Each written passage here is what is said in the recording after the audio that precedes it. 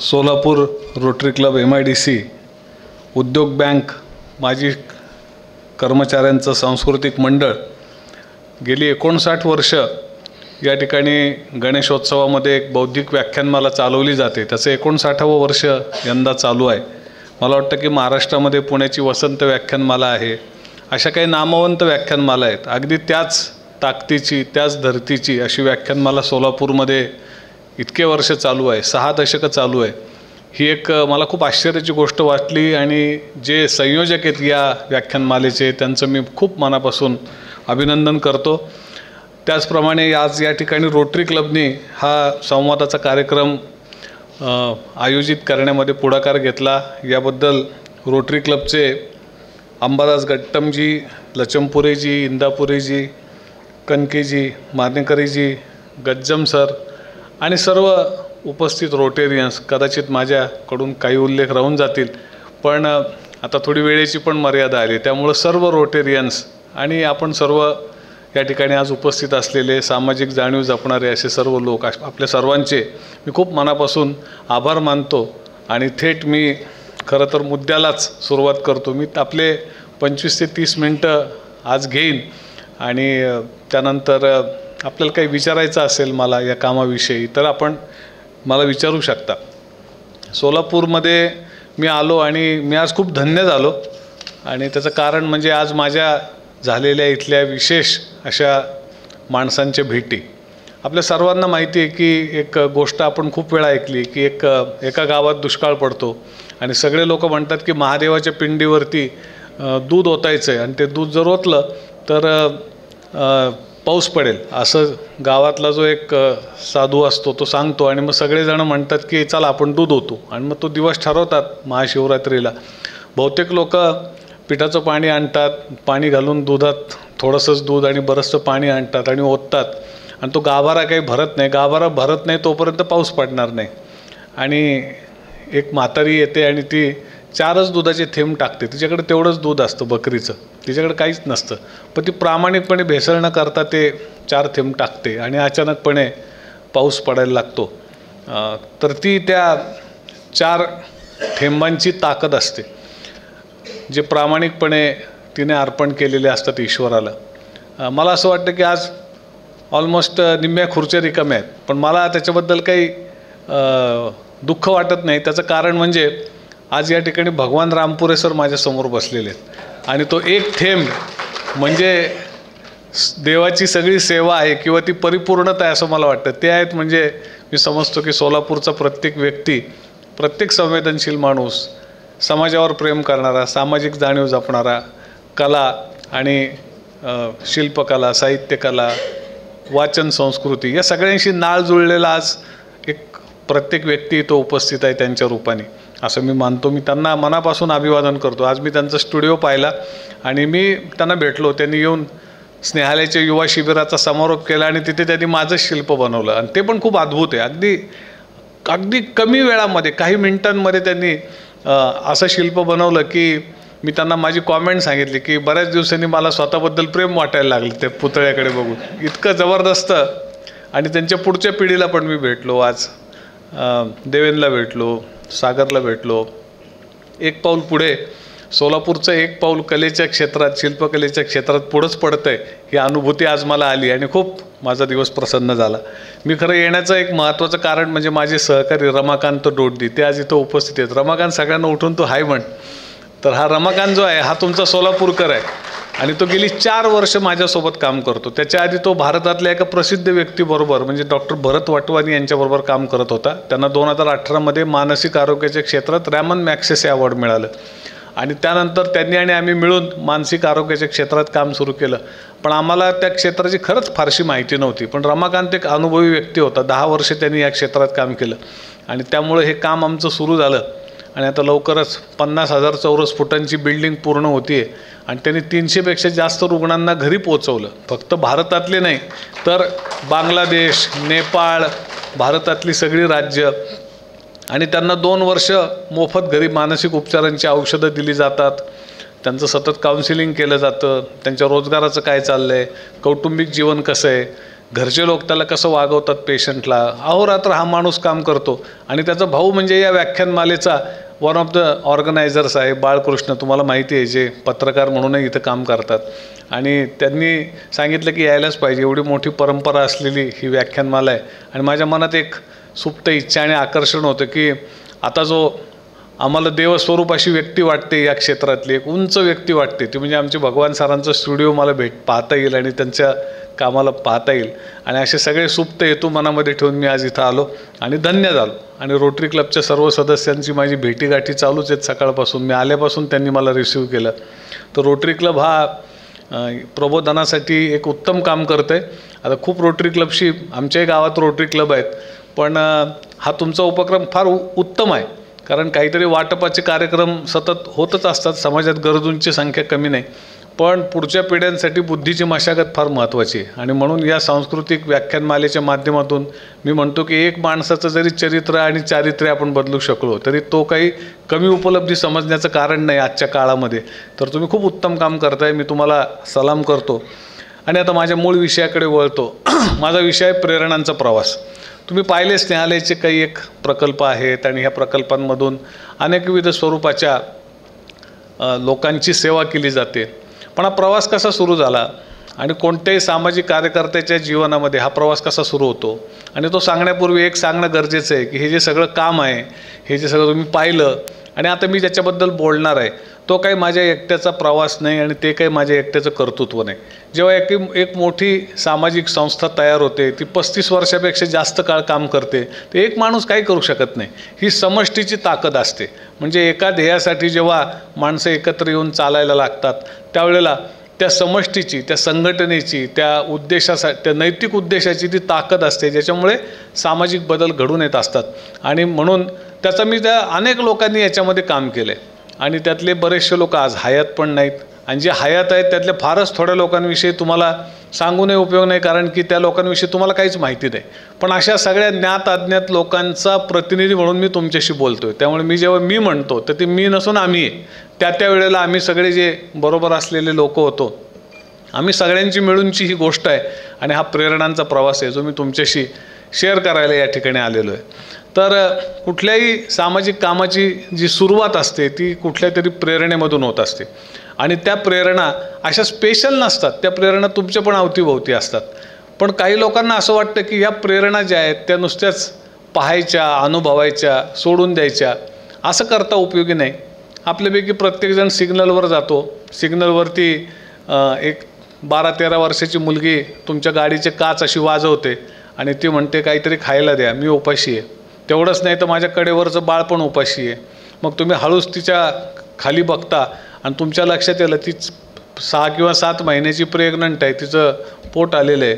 मग तुमच्या मनात प्रश्न येतात की अरे बापरे, 13 वर्षाची मुलगी प्रेग्नंट, तिच्या हातात पण तिचं एक बाळ, कोणी बरं हिच्यावर अत्याचार केला असेल किंवा जबरदस्तीने बालविवाह लावला असेल, काय बरं घडलं असेल याच्यावर. आणि आता हा पाऊस पडतोय, मग त्या बाळाचं काय होणार, हिच्या पायात चप्पल नाही, हिचं शरीर खंगलं आहे, मग तिच्या पोटातल्या बाळाचं काय होणार, असे आपल्या मनामध्ये विचारांचं असं काहूर येतं. आणि त्याचवेळी लाल दिवा जातो आणि हिरवा दिवा सिग्नलला लागतो. आणि ज्या क्षणी हिरवा दिवा लागतो त्या क्षणी आपण पुढे निघून जातो. आणि ज्या क्षणी आपण गाडीचं गिअर बदललेला असतो त्या क्षणी आपण आपल्या मनाचा सुद्धा गिअर बदललेला असतो आणि आपण 2 विचार करतो. पहिला विचार की हे पुष्कळ दुःख आहेत जगामध्ये, मी काय करणार, माझ्याकडं तर छोटंसं आयुष्य आहे, मी कुठं दुसऱ्याच्या दुःखांचं ओझं होऊ. मग दुसरा विचार असतो की माझा काय संबंध आहे ना, मी तर माझं काम प्रामाणिकपणे करतो, हे सरकार काही करत नाही, हे कोणत्या समाजाचे किंवा जातीचे लोक आहेत, ते जातीचे लोक किंवा धर्माचे लोक काहीच करत नाहीत, आणि ते NGO कुठे गेल्यात, आणि ते मीडियावाले कुठे गेले, त्यांना काही दिसत नाही का, आणि कोणीच काही करत नाही, मग मीच काय ठेका घेतला आहे, मरू दे जाऊ दे, असं म्हणून आपण पुढं जातो. ज्यांच्याकडनं आम्ही सामाजिक कामाच्या प्रेरणा घेतल्या ते बाबा आमटे म्हणायचे, या गोष्टीला म्हणायचे की हा मनाचा महारोग आहे. आणि शरीराचा महारोग बरा होतो पण मनाचा महारोग बरा होत नाही. तर आपण सगळ्यांनी आपल्या मनाला काय केलेलं असतं, कुष्ठरोगाचं इंजेक्शन देऊन ठेवलेलं असतं. त्यामुळे आपल्या अवतीभोवती असंख्य घटना घडत असतात, पण आपण स्वतःला त्रास करून घेत नाही. कुष्ठरोगामध्ये काय असतं की तुमचे हात पाय त्याच्या संवेदना नष्ट होऊन जातात. तसं आपण आपल्याला छान जगायचं असतं, छोटंसंच आयुष्य आहे, मजा करायची आहे.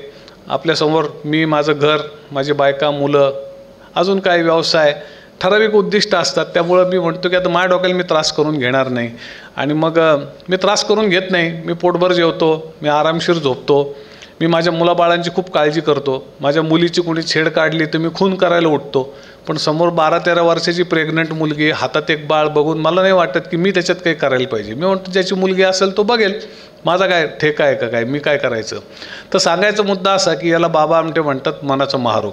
आणि आज आपण आपल्या समाजामध्ये जर पाहिलं तर कुष्ठरोगाचं बऱ्यापैकी निर्मूलन होत आलेलं आहे. आता तुम्हाला फार कुष्ठरोगी दिसणार नाहीत. पूर्वी प्रत्येक गावात कुष्ठरोग्यांची एक वसाहत असायची, बऱ्या झालेल्या किंवा उपचार घेणाऱ्या. आता ती दिसत नाही. पण तो कुष्ठरोग बरा झाला असला तरी हा मनाचा महारोग किंवा मनाचा कुष्ठरोग मात्र सगळ्या समाजाचा एक सामूहिक रोग झाला आहे. जसं भ्रष्टाचार, अनिती, हे सगळं समाजाचे रोग झालेत. जसं आत्ता तुम्ही भारतामध्ये पाहिलं तर लहान पोरांच्या हातात आपण करोनाच्या काळामध्ये मोबाईल फोन दिले आणि त्या मोबाईल फोनमध्ये पोरं काय करतात हे आपण पाहिलंच नाही. पोरांनी हळूच आईबाप जे करतात तेच करायला सुरुवात केली आणि अख्ख्या भारतामध्ये पोर्नोग्राफीचा पॅन्डेमिक चाललेला आहे. म्हणजे साथीचा रोग चालला आहे. गावोगाव लाखो करोडो मुलं हे पोर्नोग्राफी बघतात, अश्लील फिती बघतात. आणि मग आपण म्हणतो अरे बापरे, ही घटना अशी कशी घडली, अरे बापरे, त्या कलकत्त्यामध्ये त्या डॉक्टर झालेल्या मुलीवर एका माणसाने कसा काय बरं बलात्कार केला. आणि मग त्याच्यात येतं की तो आदल्या दिवशी रेड लाईट एरियात गेला, तो रोज पोर्नोग्राफी बघतो. मग आपण म्हणतो अरे बापरे, बदलापूरमध्ये अल्पवयीन मुलीवर एवढे अत्याचार झाले, कसे बरं झाले, कोणी बरं केले, का बरं केले. मग कळतं अरे बापरे, तो सकाळ दुपार संध्याकाळ ते पोर्नोग्राफी, अश्लील चित्रफिती बघतो, ब्लू फिल्म बघतो. आणि आपण म्हणतो फारच वाईट झाला आहे समाज. आणि असं म्हणताना आपण म्हणतो की चला आपण किती बरे आहेत ना, आपल्याकडं तर हे नाही आहे. आणि अशा या समाजामध्ये आपण असतो. त्यामुळे अवतीभोवती प्रेरणा आहेत, आपल्या अवतीभोवती अस्वस्थ करणाऱ्या खूप गोष्टी आहेत, पण ते आपल्याला जाणवत नाहीत. कारण आपण सगळ्यांनी हे कुष्ठरोगाचं इंजेक्शन स्वतःला देऊन ठेवले आणि मग आपण सगळे पोशाखी बांधल्यामुळं आपल्याला त्याच गोष्टी दिसत असतात पण आपण काहीच करत नाही. आणि त्याच गोष्टी अनेक लोकांना दिसत असतात आणि ते बरंच काही करायचा प्रयत्न करतात. त्यांची जी अस्वस्थता असते, त्यांची जी मनामध्ये दाटून येणाऱ्या संवेदना असतात, त्याला कुठेतरी एक रचनात्मक असं स्वरूप ते देतात. ते कन्स्ट्रक्टिव्हली रिस्पॉन्स देतात किंवा रचनात्मक प्रतिसाद त्यांच्या दुःखाला, संवेदनांना देण्याचा प्रयत्न करतात. आपण गोष्टी वाचलेल्या असतात की आणि सामान्य माणसं असतात.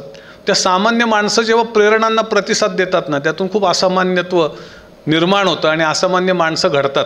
मी मोठ्या लोकांच्या गोष्टी सांगत नाही की मोहनदास करमचंद गांधी नावाच्या माणसाला मध्यरात्री सेंट मॉरिसबर्गमध्ये तू काळा माणूस आहेस, आशियाई आहेस म्हणून आणि गोऱ्यांच्या डब्यात बसायचं नाही म्हणून गोऱ्या टीसीने खाली ढकललं आणि त्याला तो भेदभावाचा चटका बसला. तिथे वकिली करायला आले होते.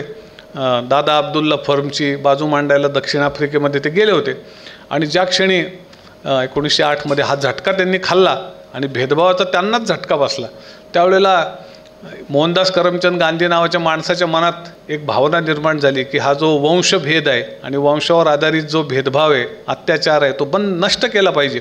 आणि मग अख्ख्या दक्षिण आफ्रिकेमध्ये काळ्यांची चळवळ, भेदभावाच्या विरोधाची चळवळ गांधीजींनी उभी केली आणि हळूहळू मोहनदास करमचंद गांधी नावाच्या एका क्लायंट मिळत नसलेल्या, अशील शोधणाऱ्या अशा सामान्य वकिलाचं रूपांतर कशात झालं, महात्म्यामध्ये व्हायला लागलं. कारण जो त्यांनी अनुभव घेतला त्याला त्यांनी प्रतिसाद दिला.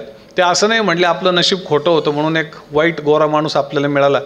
असं त्यांनी म्हटलं असतं तर ते परत तिथे जाऊन पैसे कमवत बसले असते आणि एक श्रीमंत वकील झाले असते. जसे भारतामध्ये अनेक श्रीमंत वकील पूर्वी होते, आजही आहेत, पुढेही असतील.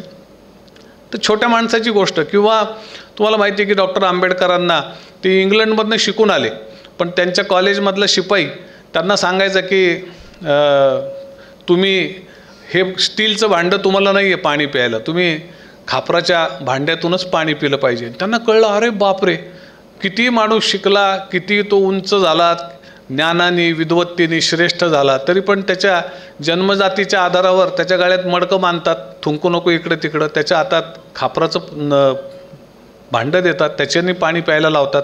आणि तिथला हलक्या जाती म्हणजे श्रेष्ठ जातीचा पण हलकं काम करणारा शिपाई हा मात्र स्टीलच्या भांड्यातून पाणी पितो. आणि मग हळूहळू त्यांच्या लक्षात आलं की हा भेदभाव नष्ट केला पाहिजे. आणि हळूहळू एका भीमराव आंबेडकरांचं रूपांतर एका महामानवामध्ये, विश्वमानवामध्ये होत गेलं. त्यांनी त्यांच्या अनुभवाला प्रतिसादाचं रूप दिलं, रचनात्मक प्रतिसादाचं रूप दिलं. ही मोठी मोठी माणसं, छोट्या छोट्या लोकांची पण काही कमी उदाहरणं नाही आहेत. एक दिवस अमेरिकेतल्या, तो दिवस होता 1 डिसेंबर 1955, आणि अमेरिकेमध्ये एक शहर आहे मॉन्टगोमेरी.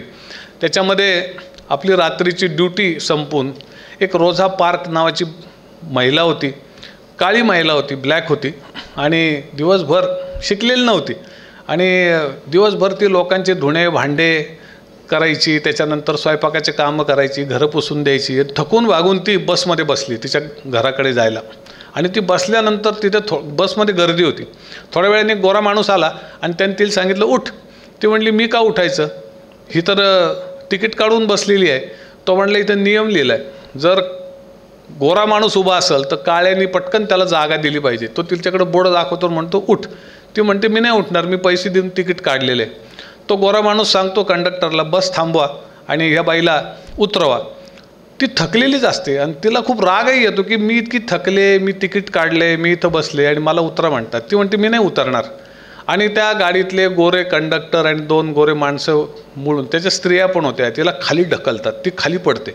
खाली पडल्यावर ती म्हणते की हा किती मोठा अन्याय आहे ना, की मी तिकीट काढून इथं बसले, मी फक्त काळ्या रंगाची म्हणून मला खाली ढकललं. ती म्हणते मी इथनं उठणारच नाही, आणि ती तिथंच बसून राहते. आणि ती आपल्या गांधीजींच्या भाषेत सत्याग्रहाला सुरुवात करते. हळूहळू हळूहळू अख्ख्या पहिले मॉन्टगोमेरी शहरात लोकांना कळतं की अशी एक बाई आहे, मेड, हाऊसमेड, घरगुती काम करणारी किंवा मोलकरीण, ती बसली आहे रस्त्यात आणि ती मूर्खच दिसते. अमेरिकेत हे अनेक वर्ष चालत आलेले आहे. हे कोण, ह्या मोलकरणीला अक्कल नाही का? पहिली प्रतिक्रिया लोकांची, या मोलकरणी मूर्ख आहे, हिला अक्कल नाही, हिने रस्त्यातून बसलं नाही पाहिजे. सरकार म्हणालं की तुझा रस्ता अडून बसायला लागली आणि गर्दी गोळा करायला लागली तर आम्ही तुझ्यावर कारवाई करू. ती म्हणली मला फासावर चढवं, मी काही इथनं उठणार नाही, कारण मी काही केलेलंच नाही, तुम्ही धक्के मारता माझा रंग बघून. ही किती वाईट गोष्ट आहे.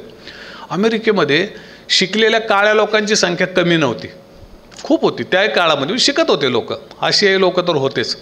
पण एका अशिक्षित बाईला वाटलं की अन्यायाचा प्रतिकार केला पाहिजे. ती तिथं बसली आणि बघता बघता बघता बघता 1 डिसेंबरची ही घटना आणि 5 डिसेंबर 1955 अख्खी अमेरिका बंद झाली. अख्ख्या काळ्या आणि आशियाई लोकांनी रस्त्यावरून अमेरिका जाम केली आणि त्यांना पाठिंबा द्यायला चांगले गोरे लोकसुद्धा आले. असं काही नाही की सगळे गोरे लोक काळ्यांचा द्वेष करतात, त्यांना गुलाम मानतात, त्यांच्याबद्दल भेदभाव करतात, असं काही नाही. सर्वदे गोरे माणसं खूप होते आणि ते पण त्यांच्या बाजूने रस्त्यावर उतरले आणि एक मोठी सामाजिक न्यायाची लढाई सुरू झाली. आणि ही बाई म्हणायची मला काहीच बोलायचं नाही, माझं एवढंच म्हणणं आहे की त्या कंडक्टरने परत येऊन मला त्या सीटवर बसून माझ्या घरापर्यंत सोडलं पाहिजे. माझं काही म्हणणंच नाही, तर बाकी तुमचं काय तिकडे झक मारा, मला असे कसं कुठे धक्का मारू शकतो. आणि मग अख्ख्या अमेरिकेला कायदे करावे लागले. पार्लमेंटचे स्पेशल सेशन, सिनेटचे स्पेशल सेशन बोलवले गेले आणि सगळ्या जगामध्ये चर्चा झाली की अमेरिकेत आजही भेदभाव आहे. अहो इथे कोण कोण होऊन गेलं, अब्राहम लिंकन होऊन गेला, त्याचा तर जीव गेला, त्यांनी सॅक्रिफाईस केलं. कितीतरी घटना घडल्या अमेरिकेमध्ये आणि कायद्याने लिंकननी ही सगळी अस्पृश्यता आपल्या भाषेत संपून टाकली होती. आणि परत 1955 असं चाललं आहे, सगळ्या जगात खळबळ उडाली. अमेरिकेला कायदे संमत करावे लागले. आणि त्या मॉन्टगोमेरी त्यावेळेला त्या आंदोलनामध्ये सहभागी झालेला एक तरुण मुलगा होता. तो लिहितो की मी तेव्हा तरुण होतो आणि चर्चमध्ये धर्माचा उपदेश सांगायचं काम करत होतो. आणि मी जेव्हा उपदेश सांगत होतो तर माझ्या मनात होतं की आता मी आफ्रिकेत जाईल आणि माझ्या धर्माचा प्रचार करेल, कारण मी खूप चांगला प्रचारक झालो होतो, मला अख्खी बायबल पाठ झालेली होती. आणि मी जेव्हा हा विचार करत होतो त्याचवेळी मी एका आंदोलनाचा आकस्मिक भाग झालो. आणि ते आंदोलन कोणी सुरू केलेलं होतं तर एक रोझा पार्क नावाची बाई रस्त्यावर बसली आणि हे आंदोलन सुरू झालेलं होतं. आणि त्या आंदोलनात मी इतका सहभागी झालो की माझ्या लक्षात आलं की अख्ख्या जगाला जरी ख्रिश्चन केलं तरी भेदभाव काही संपेल असं त्याची गॅरंटी देता येत नाही, किंवा सगळ्या जगाला कोणत्याही धर्मामध्ये तुम्ही आणून ठेवा त्याच्यामुळं काही ह्या जगातला भेदभाव संपणार नाही. भेदभाव हा फक्त सामाजिक चळवळीनं संपू शकतो, लोकांची मनं बदलून संपू शकतो. आणि धर्माने काही गेल्या काही हजार वर्षात लोकांची मनं नाही बदलली. आणि म्हणून मी ठरवलं की लोकांची मनं बदलण्यासाठी काम करायचं. धर्माचा उपदेश द्यायला आणि पोट भरायला खूप लोक आहेत या जगामध्ये आणि खूप लोकांना धर्माची गरज आहे, त्यांचं चरितार्थ चालवण्यासाठी ते बघतील. माझं ते काम नाही. आणि मी ही मानव मुक्तीच्या लढाईला स्वतःला अर्पण केलं आणि त्याचं कारण ठरली ही रोझा पार्क. कोण लिहितं?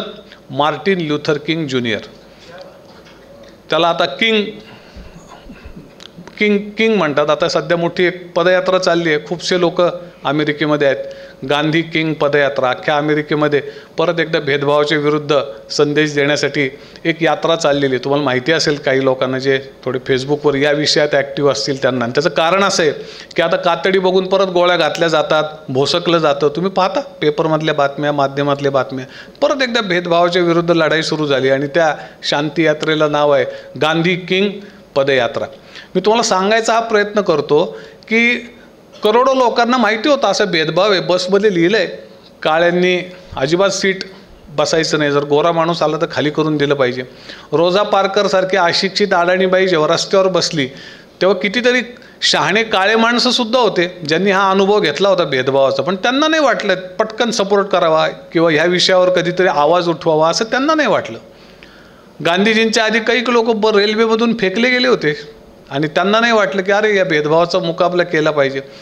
जे लोक त्यांना येणाऱ्या अशा अनुभवांना प्रतिसाद देतात, त्या अनुभव म्हणजे त्या प्रेरणा बनतात आणि त्या प्रेरणांवर नुसते प्रतिक्रिया व्यक्त करण्यापेक्षा ते प्रतिसाद देतात, कन्स्ट्रक्टिव्ह रिस्पॉन्स देतात, रचनात्मक प्रतिसाद देतात.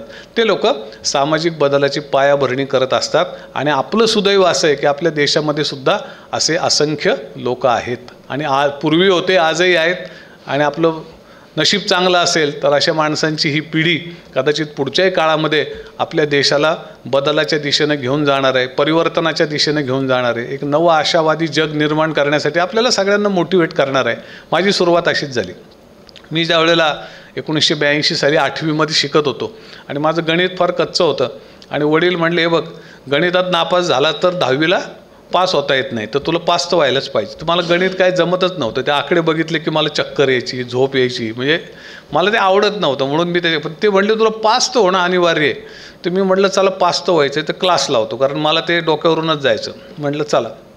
माझा जो क्लास होता ना त्या क्लासला जाण्याचा शॉर्टकट चित्रगल्ली नावाच्या रेड लाईट एरियातून होता आणि मी जाताना बघायचो की माझ्याच वयाच्या लहान लहान मुली तिथे धंदा करण्यासाठी आणून ठेवल्या. कर्नाटकच्या होत्या, आंध्रच्या होत्या, नॉर्थ ईस्टमधनं आणलेल्या मुली होत्या, मग देवदासी प्रथेतनं आलेल्या काही महिला आणि मुली होत्या. आणि त्या मुलींचे हाल मी पाहायचो. 13-14 वर्षाच्या मुली, त्यांना हा देह व्यापार काय ते नीट कळत नाही, नुकत्याच वयात आलेल्या. आणि त्यांना आमच्या इथं नगरला आर्मी आहे, आर्मीच्या मोठ्या मोठ्या एस्टॅब्लिशमेंट आहेत. मग 10-5 जवानांची झुंड येऊन त्यांच्यावर एकाच मुलीला धरणार आणि सामूहिक बलात्कार तिच्यावर करणार. तिचे कधी पैसे तिला मिळणार, कधी मिळणार पण नाहीत. पैसे तर त्या मुलींना मिळतच नसतात. ती जी मालकीण असते तिला आपण कुंटणखाना चालिका म्हणतो किंवा प्रॉकरर, पिम म्हणजे दलाल, बडवे हेच पैसे खातात. पोलीस त्या मुलींच्या त्यांना फक्त जेवण मिळतं, ते सुद्धा असंच जेवण जे काही न्यूट्रिशियस नसतं, पोषण मूल्य त्याच्यामध्ये असतं, असं जेवण मिळत नाही जे सडकं फडकं असतं खायचं. तर त्या परिस्थितीमध्ये त्या मुली जगत होत्या आणि मी भयंकर दृश्य पाहिले. मी दृश्य पाहिलं की अरे बापरे, एका मुलीला सगळ्या ती खोकती आहे, तिला TB झाला आहे. आणि मी पाहिलं नाही पण कदाचित तिला गुप्तरोग झालेला असेल, कारण तिच्या सगळ्या हातावर पायावर फोड आलेले होते. म्हणजे ते काय झालं असेल हे मला नंतर कळलं बऱ्याच वर्षांनी, त्या क्षेत्रात मी काम करत असल्यामुळे. आणि त्या मुलीला गुप्तरोग झालेला होता आणि तिला असह्य झालेल्या होत्या वेदना आणि तिला उपचार मिळत नव्हते. आणि तरी तिला गिरायकांबरोबर जाण्यासाठी, झुंडीबरोबर जाण्यासाठी मालकीण प्रवृत्त करत होती, पोरं मारत होते तिला, ती तयार नव्हती. मग मी हे पाहिलं की तिचे हातपाय बांधून तिच्या गुप्तांगामध्ये तिखट टाकलं गेलं आणि ती जेव्हा धुवायला हापशाजवळ जायची तेव्हा तिथं लोक तिला परत काठीने मारायचे आणि तिला सांगायचे पहिले तू खोलीत जा आणि बसून ये. बसून ये म्हणजे शरीर संबंध त्या गिरायकांशी करून ये, बसून या त्याच्यातलं कोडवर. आणि शेवटी तिची इतक्या मारहाणीला कंटाळून ती प्रेतवत झालेली मुलगी अशी आत जायची, किंचाळायची, ओरडायची. सगळ्या लोकांना याचा सवय झालेली होती. पोलीस यायचे, हप्ता घेऊन जायचे, कोणाला काही वाटत नव्हतं. खूप लोकांना वाटायचं या पोरी इथल्या गुन्हेगार मुली आहेत आणि जी मालकीण, जे दल्ले तिथं बाजूला बसलेले आहेत त्यांचा काय संबंध नाही ना, ते कुठं धंदा करतात. पण आपल्या देशात कायद्याची पण लोकांना फारशी माहिती नसते आणि बऱ्याचदा कायदा माहिती असला तरी आपल्याला तो पाळायचा नसतो. जसं की एक कायदा आहे की तुम्ही 2 व्हीलरवर असाल तर हेल्मेट घातलं पाहिजे, पण 80% भारतामध्ये हा कायदा कोणीच पाळत नाही. कायदे खूप भारी भारी आहेत. आत्ता भारतामध्ये इतके भारी भारी कायदे आहेत तुम्हाला सांगतो.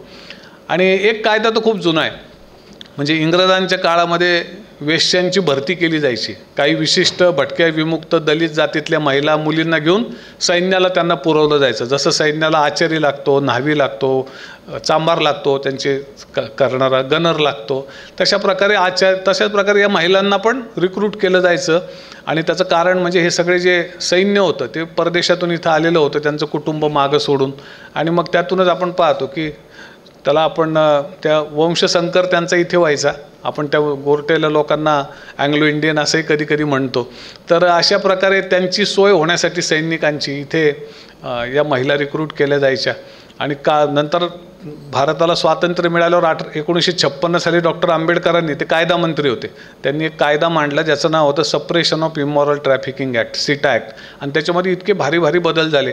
पहिल्या दिवसापासून भारताच्या सरकारनं स्पष्ट केलं की देह व्यापारामध्ये महिला जी स्वतःचं शरीर विकते ती कोणताही गुन्हा करत नाही, तिच्या शरीरावर तिचा अधिकार आहे.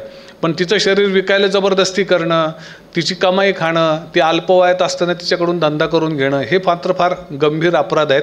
आणि तेव्हापासून ते आजपर्यंत या कायद्यामध्ये कठोर बदल होत गेले. आता तर नवीन शक्ती कायदा महाराष्ट्रामध्ये येतोय. बंगालमध्ये ही जी दुर्घटना झाली मधली, त्याच्यानंतर अजून एक कठीण कायदा येतोय. त्याच्यामध्ये तर एकदम फाशी, मृत्यूदंड इथपर्यंत आपण पोहोचलोय. आणि असं सगळं असूनसुद्धा प्रत्यक्षामध्ये पाहतो आपण की अल्पवयीन मुली रस्त्यावर उभ्या असतात आणि आपण पाहत असतो, सगळ्यांना सगळं दिसतं. मलाही ते दिसलं आणि मला वाटलं की काहीतरी करायला पाहिजे. मला खूप अस्वस्थ झालो. पण आता मी एक 13 वर्षाचा मुलगा होतो, काय करायचं हे काय मला समजत नव्हतं. पण मी जेव्हा 11वी 12वीला होतो, माझ्या वर्गामध्ये एक मुलगा होता जो एका भटक्या विमुक्त जातीचा होता. मी त्या जातीचा उल्लेख करत नाही कारण उगीच त्याच्यातून गैरसमज होतात. पण सगळ्यांना माहिती असतं की आपल्या समाजामध्ये एक अतिशय भीषण अशी जातीप्रथा आहे. एकीकडे आपण चंद्रावर पोहोचलो आहे, एकीकडे आपला अमृतकाळ सुरू आहे, एकीकडे आपण भयंकर प्रगती करतो आहे, एकीकडे आपण महासत्ता झालो आहे.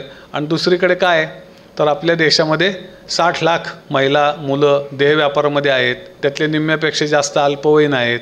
आपल्या देशात 15 लाख मुलींची रोज गर्भावस्थेत हत्या होते. आपल्या देशातल्या 3 लाख मुलींना दरवर्षी आंतरराष्ट्रीय बाजारामध्ये देह व्यापारामध्ये विकलं जातं पैसे घेऊन. आपल्या देशामध्ये 19 कोटी कुपोषित आणि उपाशी लोक आहेत, रोज असतात, त्यांना पोटभर जेवणच मिळत नाही. आपल्या देशामध्ये 18 कोटी लोकांना कोणते मानसिक उपचार मिळत नाहीत, त्यांना कोणता ना कोणता मानसिक आजार आहे. त्यापैकी 3 कोटी लोकांना तातडीने हॉस्पिटलायझेशनची गरज आहे, पण ते आपण करत नाही. ही यादी फार मोठी आहे. आपल्या देशामध्ये जवळपास 20 लाख बेवारस मुलं रस्त्यांवर फिरत आहेत. आपण त्यांना राजू किंवा बाळू म्हणू शकतो. आता ही पण एक वस्तुस्थिती आहे. आजही आपण इकडे इंटरकॉन्टिनेंटल बॅलिस्टिक मिसाईल बनवलेले आहेत आणि किती लांबपर्यंत आपण पाकिस्तान आणि अजून आपले शत्रू आहेत कोण चायना बिना त्यांच्याकडे आपण हल्ला करू शकतो. किती आपण शक्तिमान झालो. पण या देशामध्ये HIV पॉझिटिव्ह माणसाचा दात कोणी काढत नाही. एखाद्या HIV बाधित महिलेला जर गर्भपात करायचा असेल तर तिची MTP कोणी करू शकत नाही. लोक बांबू लावतात. आमच्या भाषेत बांबू लावणं म्हणजे काय तर पोलीस स्टेशन असतात नदीच्या काठाला. प्रत्येक कुठल्याच पोलीस स्टेशनला जबाबदारी घ्यायची नसते बेवारस प्रेताची, कारण खूप कुटाणा असतो.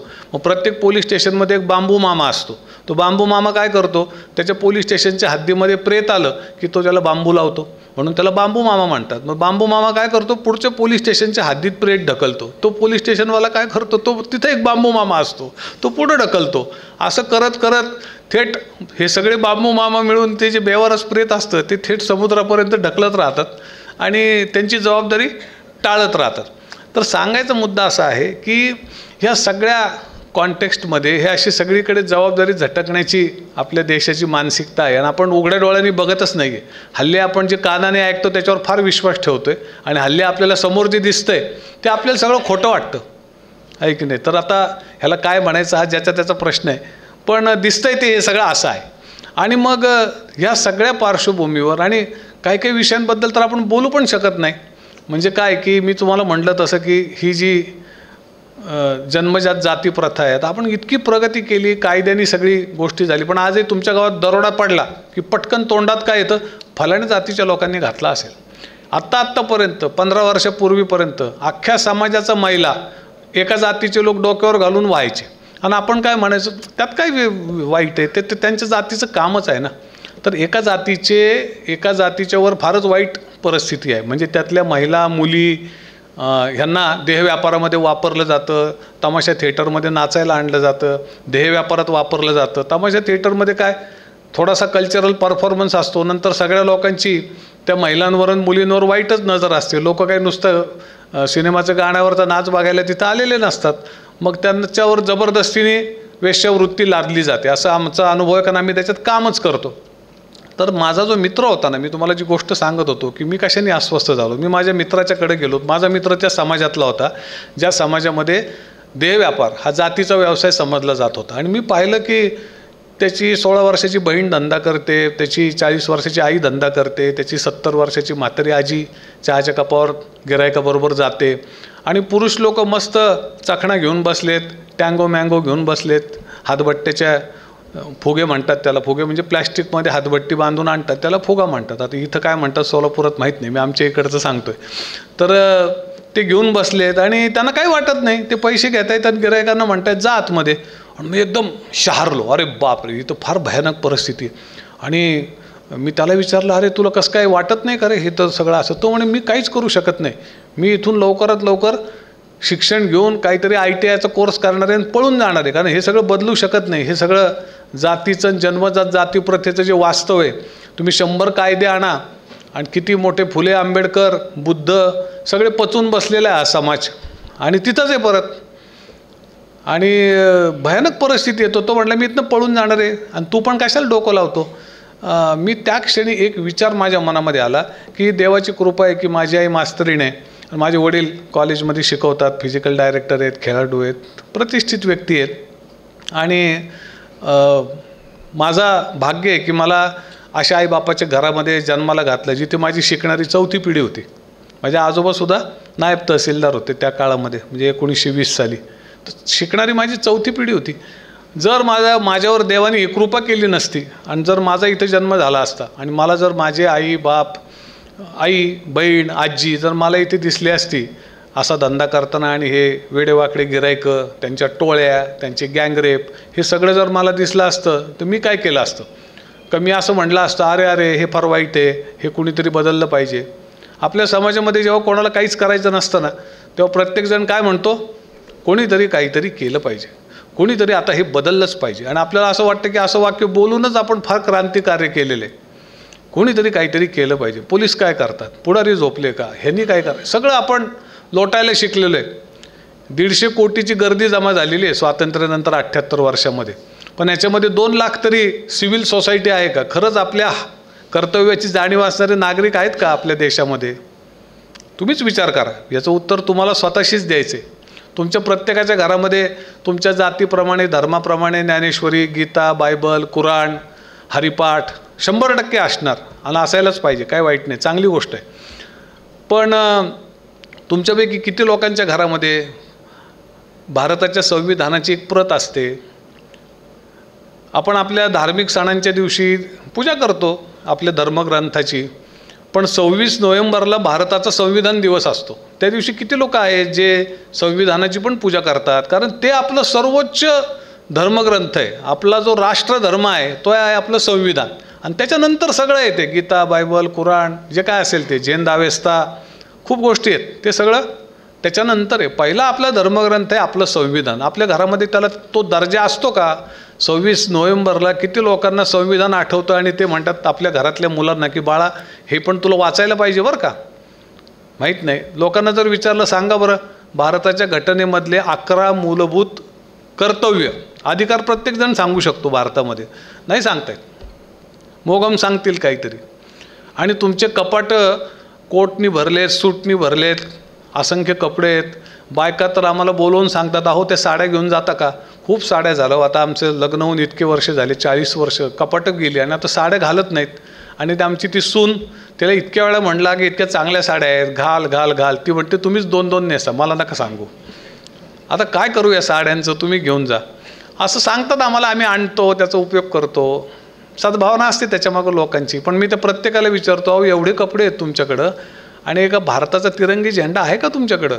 जो 15 ऑगस्टला 26 जानेवारीला तुम्ही घरावर लावणं हे तुमच्यावर मॅन्डेटरी आहे नागरिक म्हणून. इथली हवा खाता, इथलं पाणी पिता, इथलं अन्न खाता, आणि एक झेंडा लावायला काय प्रॉब्लेम? मी स्वित्झर्लंडमध्ये गेलो होतो बऱ्याच जगामध्ये मी हे लालबत्त्या जिथं जिथे आहेत तिथं फार ठिकाणी जाऊन बघून आलो. ॲम्स्टरडॅममध्ये तर खूप मोठा रेड लाईट एरिया आहे. पण मी मला स्वित्झर्लंडची गोष्ट सांगतो. तिथे घरमालकाचा झेंडा वेगळा असतो आणि भाडेकरू असेल तर भाडेकरू देशाचा झेंडा वेगळा लावतो त्याच्या दारामध्ये. तो नाही म्हणत मालकाने लावला आहे ते बघून घेईल, माझं थोडी घर आहे.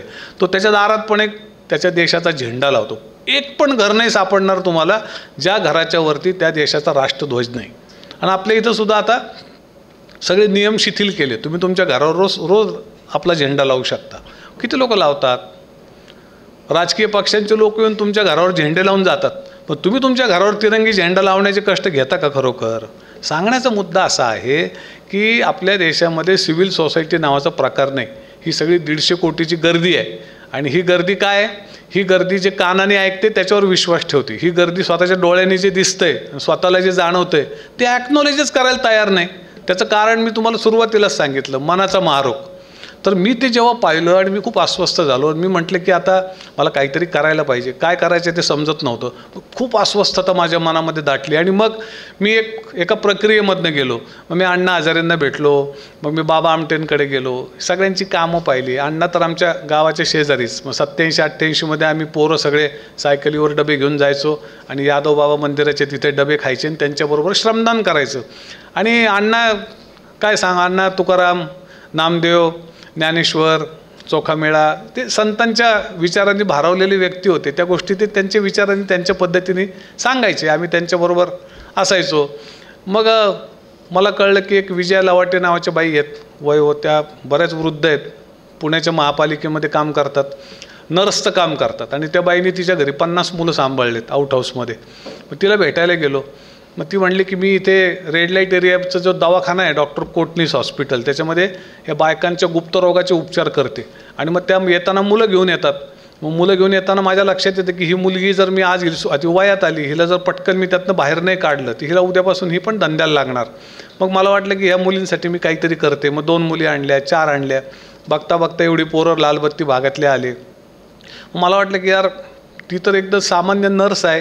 ती प्रपंच करून, नवरा सगळं घराचे स्वयंपाक पाणी करून, नोकरी करून मुलं सांभाळते. मला काहीतरी करायला पाहिजे. मी हे दृश्य पाहिलेले आहेत. आणि मग मी ठरवलं की मी काहीतरी करेन. मग मुंबईच्या कामाठीपुऱ्यात गेलो. तिथं नुकतंच एक मुलगी फिरत होती तिथे. त्या मुलीचं नाव होतं प्रीती पाटकर. ती मुंबईचा रेड लाईट एरिया फार खतरनाक आहे कामाठीपुरा. तिथं सगळं ऑर्गनाइज क्रिमिनल गँग काम करतात.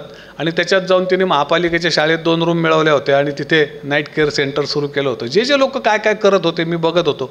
मग मी विद्यार्थी संघटनेत काम केलं, युवकांच्या चळवळीमध्ये काम केलं.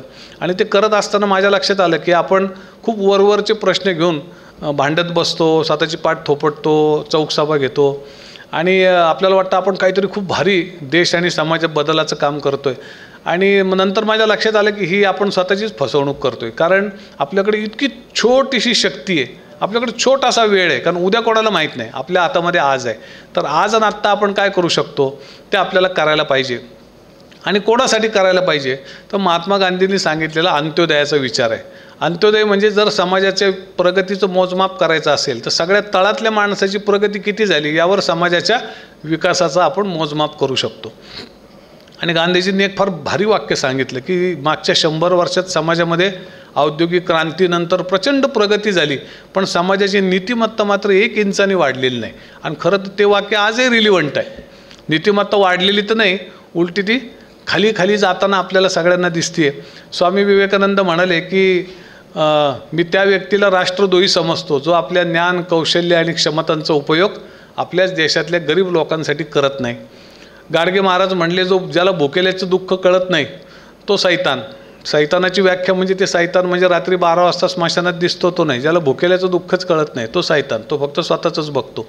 तर असे सगळ्या या लोकांच्या विचारप्रवाहांचं सुद्धा मी अवलोकन करत होतो, वाचत होतो. डॉक्टर बाबासाहेब आंबेडकरांनी सांगितलेला समतेचा विचार की या देशामध्ये जर समता आली नाही, आर्थिक आणि सामाजिक समता आली नाही तर स्वातंत्र्याची सगळी फळं करपून जातील. एक छोटंसं वाक्य की आणि ही गोष्ट आपल्या आयुष्याशी रिलिव्हंट आहे. आपण बऱ्याचदा हे विचार म्हणजे परीक्षेत उत्तरं लिहायचा विषय समजतो.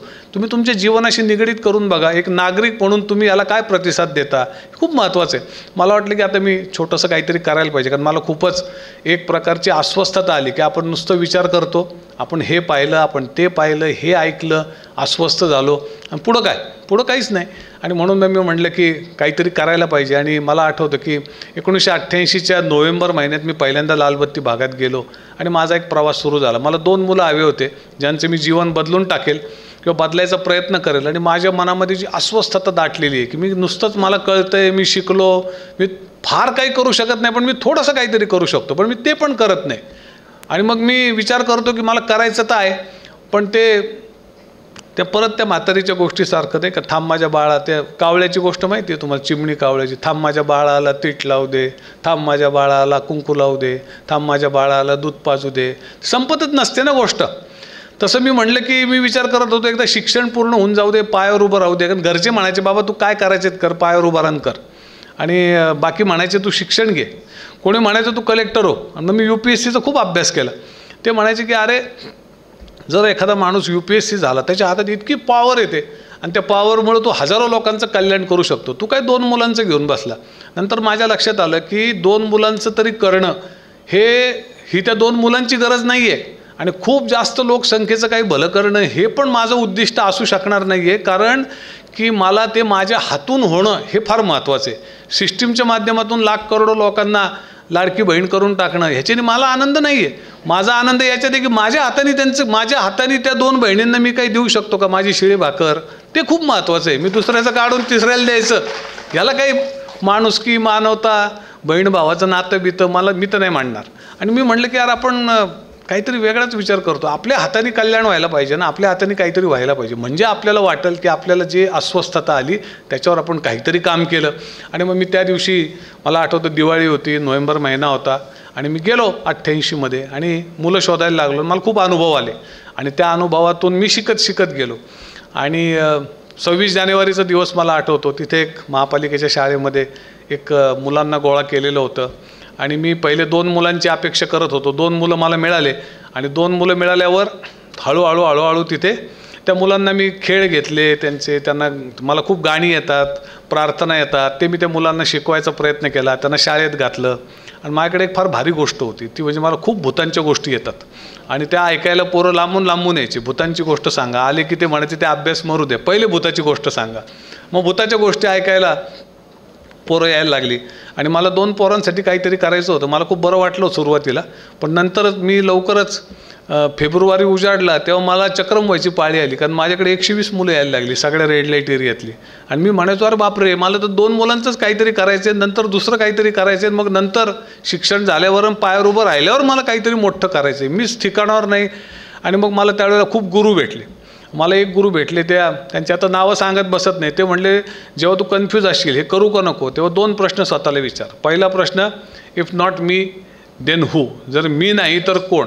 आणि दुसरा प्रश्न, if not now then when, आज नाही तर केव्हा. उद्या तुमच्या हातात नाही, तुम्ही जे करायचं ते आज आत्ता ताबडतोब केलं पाहिजे. तुम्ही म्हणले उद्या करू, तर हा एक प्रकारचा काय झाला, पळवाट झाली, एस्केपिझम झाला. तुम्ही ते करायचं नाही आहे म्हणून तुम्ही त्याला स्वतःला दोष पण द्यायचा नाही आहे, करायचं पण नाही आहे म्हणून तुम्ही म्हणायचं करू बघू. आपले पुढारी असंच बोलत असतात ना, करू बघू, विचार करू, नक्की विचार करू, 100% विचार करू. अरे 100% विचार करू त्यापेक्षा सांग ना करतो किंवा नाही करतो. 100% विचार करणार, काय विचार करणार. मी म्हटलं आपली त्याच कॅटेगरीत जाऊन पडलो आपण. आणि मग मी म्हटलं नाही आपल्याला हे काम अजून करायला पाहिजे. आणि मग जे माझ्यासमोर प्रश्न आले त्याला रिस्पॉन्स द्यायला सुरुवात केला. मग ते खूप प्रश्न होते, खूप घटना घडल्या. मी तुम्हाला एक घटना सांगतो आणि त्याच्यावर आम्ही प्रतिसाद म्हणून ज्या आम्हाला प्रेरणा मिळाल्या त्याच्यावर कशी कामं सुरू झाली ते मी तुम्हाला थोडक्यातच सांगू शकतो, कारण आता वेळेची मर्यादा आहे. आणि मी मुळात तसं मास्तर आहे, रोज सकाळी मी कॉलेजमध्ये शिकवतो, राज्यशास्त्र हा विषय आहे माझा. त्यामुळे मला संधी मिळाली तर मी 120 मिनिटंही मारू शकतो, पण मला तुम्हाला तेवढा त्रास द्यायची इच्छा नाही आहे. म्हणजे आमचे PhDचे वगैरे रिसर्च मेथडॉलॉजीचे पेपर असले की आम्ही रेसेसच देत नाही, कारण आम्हाला माहिती एकदा सुट्टी केली की नंतर कुणी जॉईनच होत नाही. आमच्या ऑनलाईनला नाही, ऑफलाईनला नाही, तो सोडायचंच नाही सापडले लोक की ते उरकायचा अजेंडा जायचं पुढं, अशी आमची मास्तर लोकांची पद्धत कॉलेजमधल्या. तर ते न करता मला माहिती की आता वेळ खूप थोडा राहिला. मग माझ्याकडे जागा नव्हती, तर माझे आई वडील भाऊ नंतर माझं लग्न झालं बायको हे सगळ्यांनी मला खूप मदत केली. कारण ठार वेड्या माणसाला समाजाला आणि त्याच्या कुटुंबाला मदत ही करावीच लागते. सत्य तुम्हाला मी सांगतो. तुम्ही जर अर्धे वेडे असले तर लोक तुम्हाला 100% म्हणजे शहाणं करतात, वेडं नाही करत आणि वेडं होऊच देत नाहीत तुम्हाला. पण तुम्ही ठार येडे असावे लागतात, मग तुम्हाला काही अफेक्ट करत नाही. तुम्हाला जे करायचं ते तुम्ही कसंही करणार, बाय हुक बाय क्रूक. तुम्ही 20 माणसांसाठी करताल नाही, 2 लोकांसाठी करताल. तसं मी माझ्या आईवडिलांना सांगितलं की हे आपलं वडिलोपार्जित घर आहे बाबा, मला जरा घरामधली एक जागा द्या जिथे मला मुलं आणि महिला आणून ठेवायचे. कारण माझ्याकडे पैसे नाही आणि मला या मुलांची परिस्थिती बघवत नाही. तिथं रेड लाईट एरियात आम्ही नगरपालिकेची शाळा घेतली, नाईट केअर सेंटर चालवतो आहे, शिक्षणाचा प्रयोग करतो. माझ्या घरचे म्हणले बाबा, त्यांनी माझ्याकडं पाहिलं आणि त्यांना माहिती होतं मी कसं आहे काय आहे ते, म्हणजे जे डोक्यात आलं ते करूनच बघणार. तर ते म्हणले बाबा एकच कर की त्यांचं तू कर, नाही तर तू आमच्या घरात आणून ठेवशील, आम्हाला काही त्रास नाही, आम्ही शिकलो आता त्रास सहन करायला, आम्ही ॲडजस्ट करतो. पण तू त्यांचं ते सगळं जे आजारपणं, कारण त्याच्यामध्ये काही मुलं HIV बाधित होते, TB झालेले होते, त्यांचे उपचार हे सगळ्या त्याची घाण होते. ट्युबरक्युलोसिसचा व्हायरली इन्फेक्शन तुम्हाला करू शकतो. त्या सगळ्या गोष्टींची जबाबदारी तू घे. तो कारण आम्ही नोकऱ्या करतो. आई माझी शिक्षिका, वडील शिक्षक, घरात कामाला कोण नाही, एक लहान भाऊ. कामं सगळ्यांना स्वतःला करावी लागायची. तर ते म्हणले बाबा आम्ही तू वापर, तुला काय वापरायचं. माझ्या घरामध्ये मी 4 मुलं आणली, त्यांना सांभाळायला एक म्हातारी वेश्या आणली. म्हातारी म्हणजे 40शीचीच होती ती, पण खूप खोकायला लागलेली होती, TB झालेला होता, त्यामुळे तिला गिरायकी मिळणं अवघड झालेली होती. ती इतकी खोकायची की गिरायक लांबूनच पळून जायचे. माझं तिला काही काम नाही राहिलं आणि ती मालकीण तिला सारखी मारायला लागली. तर इथून निघून जा, इथून निघून जा. ती म्हणायची कुठं जाऊ मी आता, मी तुझ्याकडे 25 वर्ष धंदा केला. ती म्हणायची ते नाही मला माहिती. मग मी तिलाच माझ्या घरी घेतलं, म्हणली ही बरी पण होईल आणि मला मदत पण करील. तर आज बघा काळ झाला, 35 वर्ष होऊन गेले या गोष्टीला. पण आजही जर समजा तुम्ही श्रीमंत आहात, तुमचं सरकारी नोकर असेल तर आता 7वा वेतन आयोग आहे, स्वतःचं घर आहे, बंगला आहे आणि तुमचा मुलगा हट्ट करतो की मला खूप भारी बाईक घेऊन द्या, मला लॅपटॉप पाहिजे, मला आयफोन पाहिजे, तर आईबाप लाडाने देतात. कारण ते म्हणतात आम्हाला जे मिळालं नाही ते आमच्या पोराला मिळालंच पाहिजे. पण पोरगाचं म्हटलं की मी इथे HIV झालेले 4 मुलं, 2 वेश्या व्यवसायातल्या बायका आणि खिजाडा आणून ठेवतो, तर किती लोक तयार होतील. माझे आईबाप तयार झाले साहेब आणि भाऊ तयार झाला. तर आता मी तुमच्या समोर आहे आणि मी बोलतोय. मलाही माहिती आहे की मी कोणाच्या काय म्हणू खांद्यावर उभा आहे आणि ते सगळे लोक नाही. आई गेली, वडील गेला, भाऊ गेले, खूप लोक मी सांगितलं तुम्हाला ते गेले माझ्या म्हणजे देवाकडे गेले. तिथे नाही पण आहेत त्यांच्या स्टोऱ्या सांगायला. इतरही खूप लोक आहेत ज्यांनी खूप माझ्याबरोबर काम केलं. खूप बायका आहेत ज्यांनी माझ्याबरोबर खूप काम केलं. मराठीतलं पहिलं वेश्येचं आत्मचरित्र लिहिणारी बाई होती लता आधार पवार आणि तिच्या आत्मचरित्राचं नाव होतं मी रांड. आता हे फार अंगावर येणारं नाव आहे की नाही. मी म्हटलं अगं लता हे नाव देऊ नको तू तुझ्या आत्मचरित्राला, तुझ्या खतरनाक कथा होत्या सगळ्या त्याच्यातले, कशी ती आली, काय झालं, खूप भयानक. तर ती म्हणली मी हेच नाव देणार. म्हटलं का बरं. ती म्हणली की अहो मी कमीत कमी 13 वेळा धंदा सोडायचा प्रयत्न केला, पण मला जे लोक शोधून काढायचे मला, मी काय करायचे तिथे येऊन मला सांगायचे हे शहाणपणा करू नको, तू कोण आहेस, तू आहेस रांड. मग मी म्हणते की आता माझ्या आत्मचरित्राचंच नाव देते मी रांड. आणि तिने ते सगळे खरे नावं खरे लिहिले. अगं म्हटलं असं चालत नसतं बाई खरे नावं. आणि ते आम्ही छापल्यावर यायला लागल्या रोज नोटिसा आम्हाला. मग आम्ही त्या सगळ्या लोकांची माफी मागून ते पुस्तक थोडं बाजूला ठेवलं. मग पुढे लताबाई आमची 23 वर्ष जगून दुर्धर आजाराने वारली, पण आम्ही अजून काही हिंमत नाही केली खरे नावं असलेलं पुस्तक बाजारात आणायची. आणि ती असताना आणायला पाहिजे होतं ना, आता आणून उपयोग नाही, कारण ती शी वॉज अ विटनेस. पण आता ते काय गडबड. सांगायचा मुद्दा असा की ह्या आमच्या प्रक्रियेमध्ये ही सगळी माणसं अशी तयार होत गेली. आम्ही त्या घटनांना प्रतिसाद देत गेलो. माझ्याकडे जी संसाधनं होती ती मी त्याच्यासाठी वापरली. आणि वेड असावं लागतं, 100% मॅड असावं लागतं. आपण जर म्हणलं की नाही माझा धंदा पाणी शिक्षण प्रपंच दिवाळी दसरा गणपती सगळं केल्यावर जे 2 तास उरतात त्याच्यात मला जग बदलायचं आहे, तर साहेब तुम्ही तुमचं जीवन पण बदलू शकत नाही, तर जग काय बदलणार आहे. तर तुम्हाला 100% पागल व्हायला लागतं. आणि तुम्ही एकदा 100% पागल झाले की अख्खं युनिव्हर्स अख्खं जग तुमच्यासाठी मदत करायला धावत असतं. हा अनुभव मी फार वेळा घेतला. तर आम्हाला अनुभव आला. मग आम्ही पुढे जागा नव्हती, एक सज्जन माणूस पुढे आला, त्याने मला जागा दिली. मग नगरमध्ये आमचे पहिला प्रकल्प MIDC सुरू झाला. मग माझ्या लक्षात आलं की आपण गळका रांजण भरतोय. आपण रोज तिथनं 10 मुलं 15 मुलं बाहेर काढतो, आपल्या संस्थेत आणतो, त्यांचं शिक्षण त्यांचे संस्कार हे सगळं आपण करतो. आणि दुसरीकडं रोज अल्पवयातल्या अनेक मुलं मुली या धंद्यामध्ये आणून भरती केले जातात. आणि त्याचं कारण म्हणजे काय तर या धंद्यामध्ये बाजाराचा नियम आहे. बाजाराचा नियम काय असतो, मागणी असली की पुरवठा असतो. तर बाजारामध्ये अल्पवयीन मुलं मुलींना फार मागणी आहे. कारण खूपशा मोठ्या वयाच्या एड्स झालेल्या आणि गुप्तरोग झालेल्या लोकांना असं वाटतं की त्यांनी अल्पवयातल्या मुलामुलीशी संभोग केला तर त्यांचे गुप्तरोग त्यांना जातात, एड्सपासून, सिफिलिस, गनोरियापासून. आणि म्हणून याच्यामध्ये अल्पवयीन मुलामुलींना भयंकर डिमांड. तर सांगायचा मुद्दा असा की या धंद्यामधनं त्यांना कसं हटवायचं. कायदा तर खूप भारी भारी आहेत कायदे, मी तुम्हाला सांगितलं. पॉक्सो ॲक्ट झाला आहे, PCPNDT ॲक्ट झाला आहे, त्याच्यानंतर चाइल्ड लेबर ॲक्ट झाला आहे, चाइल्ड मॅरेज ॲक्ट झाला आहे. नुसती सांगत राहायचे कोणकोणचे ॲक्ट झाले. Juvenile justice care and protection act झाला आहे. भारी भारी कायद्यांचा देश आहे आणि अंमलबजावणी ऑलमोस्ट नील. कारण का आपल्याला वाटतं हे कायद्यांची अंमलबजावणी पोलिसांनी करायची असते आणि कोर्टाने शिक्षा द्यायची असते. आपण विसरतो आपण सिव्हिल सोसायटी आहे, आपण तक्रारदार पाहिजे, पंच पाहिजे, फिर्यादी पाहिजे. आपण काय म्हणतो, अरे हे काय आपले कामं आहेत का, मी शिक्षक, मी वकील, मी प्राध्यापक, मी चार्टर्ड अकाउंटंट, मी बिझनेसमॅन, मी उद्योगपती, मी अमुक, मी तमुक, माझं थोडी काम आहे. हे तर यांचं काम आहे, हे तर त्यांचं काम आहे. आणि मी पाहतो तुम्ही की मोठ्या मोठ्या घटना घडतात. जेसिका लाल केस तुम्हाला ऐकून माहिती असेल. दिल्लीमधल्या बारमध्ये जेसिका लाल नावाची एक मॉडेल जायची. तिची गरीब परिस्थितीतली होती. ती तिथे बारमध्ये वेट्रेसचं काम करायची आणि त्या बारमध्ये यायला 10,000 रुपये फी होती. म्हणजे पहिले 10,000 रुपये भरायचे आणि मग आतमध्ये प्रवेश मिळणार. आणि एक असाच असभ्य गुंड कम पॉलिटिशियन पुढारी माणूस होता दिल्लीतला.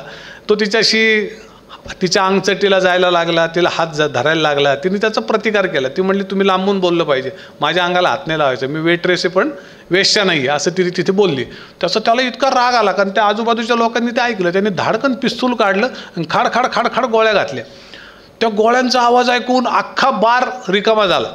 आणि अख्खा बार रिकामा कसा झाला की लोक पटापटा पटापटा बाहेर गेले. त्यांनी स्वतःच्या गाड्यांचे दारं उघडले आणि पळून गेले. 10,000 रुपये कमीत कमी तिथे येण्याची एंट्री फी होती आणि एक माणूस बाहेर जाताना कमीत कमी 1,00,000 रुपये तर देऊन बिल करूनच जायचा, असा तो बार. आणि नंतर काय झालं की जेव्हा पोलीस आले आणि त्यांनी सगळं, तेव्हा एवढे CCTV नव्हते, तर त्यांनी विचारलं किती लोक होते. त्यामुळे 78 लोक होते. आणि पोलिसांनी 6 महिने प्रयत्न करून सुद्धा त्यांना एकही साक्षीदार मिळाला नाही. कोण लोक होते बसलेले, अब्जपती, करोडपती, गाड्यांमध्ये उद्योगपती, पॉलिटिशियन. कुणी साक्षीदार पंच व्हायला तयार आहे का? ज्या देशामध्ये नागरिक शिकलेले असा दावा करतात, समृद्ध असल्याचा दावा करतात, जाणीव संपन्न असल्याचा दावा करतात, पण साक्षीदार पंच व्हायला तयार नसतात, त्या देशामध्ये कायदा काहीच करू शकत नाही. काही करू शकत नाही. शेकडो विटनेस असतात पण लोक म्हणतात ते आपलं काम नाही राव, मी फार बिझी, मला फार काम आहेत. जर तुम्ही सगळेच बिझी असाल तर तुमच्या पोराबाळांचा कोणी वाली नाही आहे, लक्षात ठेवा. कोणता पक्ष, कोणता नेता, कोणता पुढारी तिथे जाऊन बसला आणि तुम्ही जर सिव्हिल सोसायटी म्हणून तुमच्या कर्तव्याला न्यायच द्यायला तयार नसलात तर लक्षात ठेवा की तुमच्या पुढच्या पिढीला कोणीही वाली नाही, कोणी वाचवणार नाही. कारण आपण सिव्हिल सोसायटी नाही आहोत, आपण गर्दी जमलेलो आहोत. आणि आपण कोण आहोत, आपली आयडेंटिटी काय आहे. मी जर असं म्हटलं की 100 में 90 बेईमान बोलो मेरा भारत महान, तर तुमच्यापैकी प्रत्येक जण म्हणाले तुम्ही बरोबर बोलले राव. खूप चोट्टे भामटे आहेत आपल्या भारतामध्ये. प्रत्येक माणूस चोट्टा भामटा. प्रत्येकाने घराचा ओटा बाहेर काढला आहे. प्रत्येकजण म्हणतो द्या पैसे, द्या पैसे. कोणालाही विचारा पैसे न देता सगळे कामं होऊ शकतात का? नाहीच. एकदम चोट्टे आहेत भारतीय लोक आपले. तुम्ही एकदम 100% सत्य बोललात. पण मी जर असं म्हटलं की त्यातल्या त्यात फलाण्या जातीचे आणि बिस्ताण्या धर्माचे लोक जास्त भामटे असतात तर दंगल सुरू होते. कारण का? कारण असं आहे की आपली आयडेंटिटी भारतीय नाही. त्यामुळं भारतीयत्वाला किती शिव्या द्या काही फरक पडत नाही. पण जात, आपली आयडेंटिटी जाते. जातीवर बोलून बघा फक्त एक शब्द, फण फण फण फण होतो आपली. का होते बरं आपली अशी फण फण? आणि भारतीयत्वाबद्दल आपल्याला काहीच नसतं वाटत. त्याचं कारण आपली खरी ओळख ही आपली जात आहे. आणि हे किती दुर्दैव आहे. किती मोठ्या मोठ्या लोकांची वारसा आणि परंपरा आहे आपल्याला. फुले, शाहू, आंबेडकर, शिवाजी महाराज, नुसते नावं घेत बसायचे, संपणारच नाही आधी. तर सांगण्याचा मुद्दा असा की या सगळ्या पार्श्वभूमीवरती काम करत असताना जे अनुभव आले त्या अनुभवांचा त्याचा संक्षेप असा होता की कायद्याने बदलणार नाही, आपल्याला बदल करायला पाहिजे, सिव्हिल सोसायटी तयार करायला पाहिजे. मग त्या सिव्हिल सोसायटी तयार करण्याच्या नादात आमची टीम्स न्यायालय बिल्टअप होत गेली. मग आम्ही अल्पवयीन मुलांना देहव्यापारातून रोखण्यासाठी इनिशिएटिव्ह घेतला आणि आमचा पहिला मुद्दा होता आम्ही स्वतः साक्षीदार आणि पंच बनणार. खूप केसेस केल्या आम्ही आणि त्याच्यामध्ये आम्ही साक्षीदार आणि पंच म्हणून उभे राहिलो. आणि आम्हाला खूप धमक्या यायच्या, आम्हाला पैसे ऑफर व्हायचे, बदनामीच्या धमक्या व्हायच्या, माहितीचा अधिकार आमच्याकडे, सगळं माहितीचा अधिकार सुरू झाल्यावर सगळे भामटे लोक आम्हाला 10,000 रुपयाची तिकीटं लावून काही माहिती मागायची, कामाला लावायचं, त्रास द्यायचा, उपद्रव द्यायचा, हे सगळ्यातून आम्ही गेलेलो आहोत. आणि तरी पण त्याच्यात साक्षीदार आणि पंच बनलो, सिव्हिल सोसायटीचा भाग बनलो, म्हणून न्यायालयाने मोठे बदल घडवले. त्याच्यामध्ये 2006 आणि 2007 आम्ही 2 अल्पवयीन मुली सोडवल्या, एक 16 वर्षाची, एक 17 वर्षाची. आणि त्यांचे जे आरोप, त्यांचा एका आठवड्यामध्ये त्यांचा एका पहिल्या मुलीचा वापर 22 लोकांनी केला, दुसऱ्या मुलीचा वापर 17 लोकांनी केला.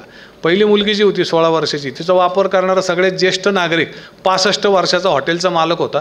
तो 6 जिल्ह्यांमधले आरोपी होते, राजकीय पक्षांचे नेते होते, पोलीस अधिकारी होते, कॉर्पोरेशनचा शहर अभियंता होता, या लेवलचे लोक होते सगळे, हॉटेलांचे मालक. इतका दबाव, इतकं ते, पण आम्ही ते सोडवलं. आम्ही 7 वर्ष केस लढलो आणि दोन्ही गुन्ह्यातल्या आरोपींना आम्ही डबल लाईफ इम्प्रिझनमेंट कोर्टाकडनं मिळवून दिली. आणि त्याचा परिणाम असा झाला, हा लढा खूप, त्याच्यावर पुस्तक आहे आमचं, अंधाराशी 2 हात नावाचं, एवढं मोठं पुस्तक आहे, 200-250 पानाचं. तर मी 2 मिनिटात काय सांगणार. पण त्याचा परिणाम असा झाला की आमच्या नगर जिल्ह्यामध्ये 3,500 महिला देह व्यापारामध्ये आहेत, परंतु एकही अल्पवयीन मुलगी नाही. कारण लोकांना माहिती आहे की हे न्यायालयाचे येडे लोक साक्षीदार होतात, पंच होतात, बाहेर काढतात, आणि ते अजिबात पोलिसांची धमकी देत नाहीत. ते म्हणतात आमच्याशी लढावं लागेल तुम्हाला, पोलीस बिलीस नंतर. जिथे 10 लोक एकत्र येऊन न्यायाची मागणी करतील, न्यायासाठी उभे राहतील, तिथं सिस्टम वाकवता येते. पण आपण जर म्हणलं हे पोलीस करतील आणि कोर्ट करल, काही होणार नाही. तर आम्ही तो अनुभव घेतला, खूप अनुभव घेतली. ही लढाई आम्ही इतके वर्ष केली. रोज धमक्या, रोज अतिशय ब्रायबिंग, ब्लॅकमेल, आम्हालाच ब्लॅकमेल. आणि या सगळ्यातून तोंड दिल्यामुळे आता एक मोठा बदल घडला. आम्ही 3 मोठे बदल घडवले. न्यायालयाचे 27 वेगवेगळे प्रकल्प आहेत.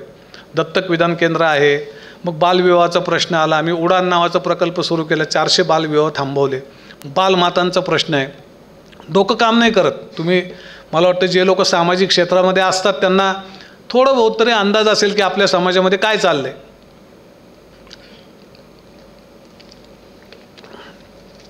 जेव्हा आम्ही दत्तक विधान केंद्र 2002 सुरू केलं, तेव्हा आम्ही बालमाता म्हणजे 16-17 वर्षाची मुलगी आमच्याकडे यायची. आज आमच्याकडे 11 वर्षाच्या 2 मुली आहेत, आई झालेले. कॅन यू बिलीव्ह दिस? पुढची गोष्ट माहिती आहे का, ह्यातली एका मुलीची प्रेग्नन्सी सख्ख्या भावाकडनं आणि दुसऱ्या मुलीची तिच्या बापाकडनं आहे. आता काय म्हणणार तुम्ही याला? घर सुरक्षित आहे का मुलींसाठी? नसेल तर आपली जबाबदारी काय आहे सिव्हिल सोसायटी म्हणून? आम्हाला फोन येतात, आमच्या समोरच्या घरामध्ये बाप मुलीवर अत्याचार करतो, आई कामाला जाते कोर्टामध्ये, क्लार्क आहे, आणि बाप अत्याचार करतो, तुम्ही पटकन येऊन काहीतरी करता का? तर मी म्हणायचो की आम्ही आमच्याकडे चाइल्डलाईन होती, आता चाइल्डलाईन गव्हर्नमेंटकडे गेली. चाइल्डलाईन आम्ही म्हणायचो तुम्ही कुठं राहता? नाही, बस दार असं त्यांचं दार, असं आमचं दार. म्हटलं मग तुम्ही पटकन दार उघडा, समोर जाऊन त्यांना वाजवून सांगा की अरे तुझी सख्खी मुलगी आहे, तिच्यावर लैंगिक अत्याचार करू नको, ती आत्ताच वयात आलेली आहे आणि तुझ्यावर गुन्हा बिना दाखल होऊ शकतो. नाही हो, तुमची संस्था काय कामाची? म्हटलं मी 5 किलोमीटरवर आहे साहेब तुमच्यापासून, या की मग म्हणे, तुम्हाला कितीतरी पैसे मिळतात. म्हटलं साहेब एक काम करा, तुमचा फोनपे असेल ना तर द्या, मी तुम्हाला 5,000 रुपये पाठवतो, तुम्ही पटकन समोर त्याचं दार वाजून सांगा की अरे बाबा तुझ्या मुलीवर बलात्कार करू नको. काय बोलता राव, आमचे त्यांचे फार चांगले संबंध आहेत. हो का? अरे वा, तुमचे फार चांगले संबंध आहेत आणि ते तुम्हाला चांगले संबंध अजून चांगले करायचे आहेत. मग आम्ही काही ठेका घेतला का फक्त वाईटपणा घ्यायचा, शिव्याशाप खायचा? त्याचं कारण काय आहे? सिव्हिल सोसायटीने आपण सगळे फक्त उपभोग घ्यायला शिकलो या देशाचा, या भारत मातेचा. कधीतरी 15 ऑगस्ट 26 जानेवारीला जय जयकार करायचा आणि बस आपली तेवढी दायित्व आपलं तिथं संपलं. आपण काही करायला तयार नाही. मग आम्ही बालविवाहाच्यावर काम सुरू केलं, बालमातांच्या प्रश्नावर काम सुरू केलं. आता आमच्या इथे म्हणजे बेवारस मेलेली बालकं सापडत नाहीत. इथे पाखर संकुल नावाची खूप चांगली संस्था काम करते सोलापूरमध्ये, तुमच्यापैकी अनेकांना माहिती असेल, शुभांगीताई बुवा म्हणून आहेत. आमची संस्थेने आत्तापर्यंत 2,000 मुलं त्यांचं दत्तक विधान केलं. सोलापूरमध्ये पण आमचे भरपूर पालक आहेत. पण त्याहीपेक्षा महत्त्वाची गोष्ट, आम्ही 900पेक्षा जास्त बालमातांचं यशस्वी पुनर्वसन केलं. कारण त्यांना घरी पाठवता येत नव्हतं. बापानीच रेप केला आहे, सख्ख्या भावानी रेप केला आहे, चुलत भावानी केला आहे, आजोबांनी केला आहे, कुठं पाठवता? मग त्यांचं इथंच थांबवून सगळं पुनर्वसन आम्ही केलं. हे आमचे रिस्पॉन्स होते. आम्ही जे प्रश्न पाहिले त्याला. देह व्यापारातनं अल्पवयीन मुले आम्ही बाहेर काढले. एकही अल्पवयीन मुलगी आता उभी नसते. तुम्ही पुण्यात जा, मुंबईत जा, तिथे तुम्हाला कमीत कमी 30% मुले अल्पवयीन धंद्यासाठी बाहेर उभे दिसतील. असं बघून तुम्हाला समजणार नाही. तुम्ही म्हणताल नाही राव, ही तर 18 वर्षाच्या आतली नाही वाटत, मोठी वाटते. आता तुम्हाला मोठ्या मुली का वाटतात ते माहीत नाही. ज्यांचे पोल्ट्री फार्म आहेत त्यांना माहिती आहे. कोंबड्यांचं वजन वाढवण्यासाठी काय करतात, त्यांना हार्मोनचे इंजेक्शन देतात. तसे या ज्या अल्पवयीन मुली धंद्यामध्ये आणल्या जातात त्यांना हार्मोनचे इंजेक्शन देतात आणि त्यांना असं मोठं केलं जातं. मग त्यांना मोठं केलं की कोणालाच पटत नाही, हे अल्पवयीन आहेत, तुम्हालाही पटत नाही. आणि मग त्या मुली दिसल्यावर लोक आम्हाला फोन करतात, सिटी पोस्टाजवळ 2 अल्पवयीन मुलगी आत्ताच पाहिल्या, तुम्ही काहीतरी करा. म्हटलं साहेब मी नगरमध्ये बसलो, सिटी पोस्ट पुण्यामध्ये, तिथं 2 मुली आहेत, तर तिथं शुक्रवारपेठ पोलीस चौकीमध्ये इथे फोटो काढा मोबाईलमध्ये. मोबाईल आहे का तुमच्याकडे? आहे ना साहेब, आयफोन आहे. मग त्या आयफोनमध्ये एक फोटो काढा आणि त्या शुक्रवारपेठ पोलीस चौकीला जाऊन सांगा ना, नका साहेब लाफड्यात नका गुंतवराव, हे नाही आपले चल. आम्हाला वाटलं तुम्ही फार चांगलं काम करता. ओके ओके, नमस्ते नमस्ते, तुम्ही चांगलं काम करताय, तुम्ही जा निघून. म्हटलं आमच्याच्याने जे जमतं ते आम्ही करतो. आपला हा असा समाज आहे. प्रत्येक गावामध्ये प्रत्येक जिल्ह्यामध्ये लालबत्ती आहे, वेश्यावसातल्या महिला दिसतात. किती लोक जागृतपणे जाऊन पाहतात की तिथे अल्पवयीन कुणी आहे का, किती लोक त्यांच्या आरोग्यावर काम करतात. आम्ही ते केलं. HIV पॉझिटिव्ह पेशंटसाठी कोणी पेशंट दवाखानाच मिळत नव्हता, मग आम्ही आमचं हॉस्पिटल सुरू केलं. पहिले तर आम्ही पत्र्याच्या टपरीमध्ये पेशंट ठेवले, आम्हीच डॉक्टर झालो. म्हणजे आम्हीच सलाईन लावायला शिकलो, इंजेक्शन द्यायला शिकलो, कारण चांगले डॉक्टर लोक हात लावत नव्हते तेव्हा पेशंटला. आणि आमचं लांब नगरच्या बाहेर आमची संस्था होती, इतक्या लांब यायला डॉक्टर तयार होत नव्हता, पैसे देऊन तयार होत नव्हता, पैसे देऊन नर्स मिळत नव्हती पॉझिटिव्ह लोकांचं केअर टेकिंग करायला. मग आम्हीच त्याला रिस्पॉन्स दिला आणि आता आमचं caring friends hospital and research centre आहे, 50 बेडचं सुसज्ज हॉस्पिटल आहे. आणि HIV पॉझिटिव्ह पेशंटच्या जवळपास सगळ्या शस्त्रक्रिया आम्ही बाहेरचे डॉक्टर बोलून करतो. कारण बाहेरचे डॉक्टर का करत नाहीत शस्त्रक्रिया, कारण तुम्हाला 2 दिवस तुमचं हॉस्पिटल ऑपरेशन थिएटर बंद ठेवायला लागतं, आम्ही ते करतो. मग मानसिक आरोग्याचा प्रश्न निर्माण झाला. कुठेही आम्ही पाहिलं की 90% वेश्यांना कुठले ना कुठले व्यसनं लावले जातात. व्यसनं लावले की बाई धंद्याच्या बाहेर पळत नाही, कारण तिचा रोजचा दारूचा खर्च असतो 400 रुपये आणि जेवणाचा खर्च असतो 200 रुपये, आणि ते तिला 600 रुपये अशिक्षित बाईला काम न करता कोण देणार. मग तिची धंद्यातून सुटकाच होत नाही. तुम्ही म्हणता शेळी पालन कर बाई, कुक्कुटपालन कर, कपडे शिव, खडू बनव, त्याच्यातून काही एवढे पैसे मिळत नाहीत. मग तिचं काही ती धंदा सोडत नाही. मग त्याच्यामुळे ती अदृश्य बेडी असते पायामधली, जे व्यसन असतं ते. मग आता रमाकांत आमच्यावर काम करतो. आम्ही ते व्यसनमुक्ती केंद्र सुरू केलं मनोबल नावाचं.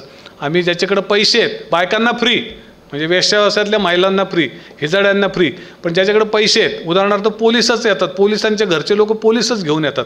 आता त्याला पगार आहे 70,000 रुपये, त्याला कशाला फ्री द्यायचं. आम्ही म्हणतो भाऊ 10,000 रुपये भर, 1 महिना इथं राहा, औषधं घे, बरं हो.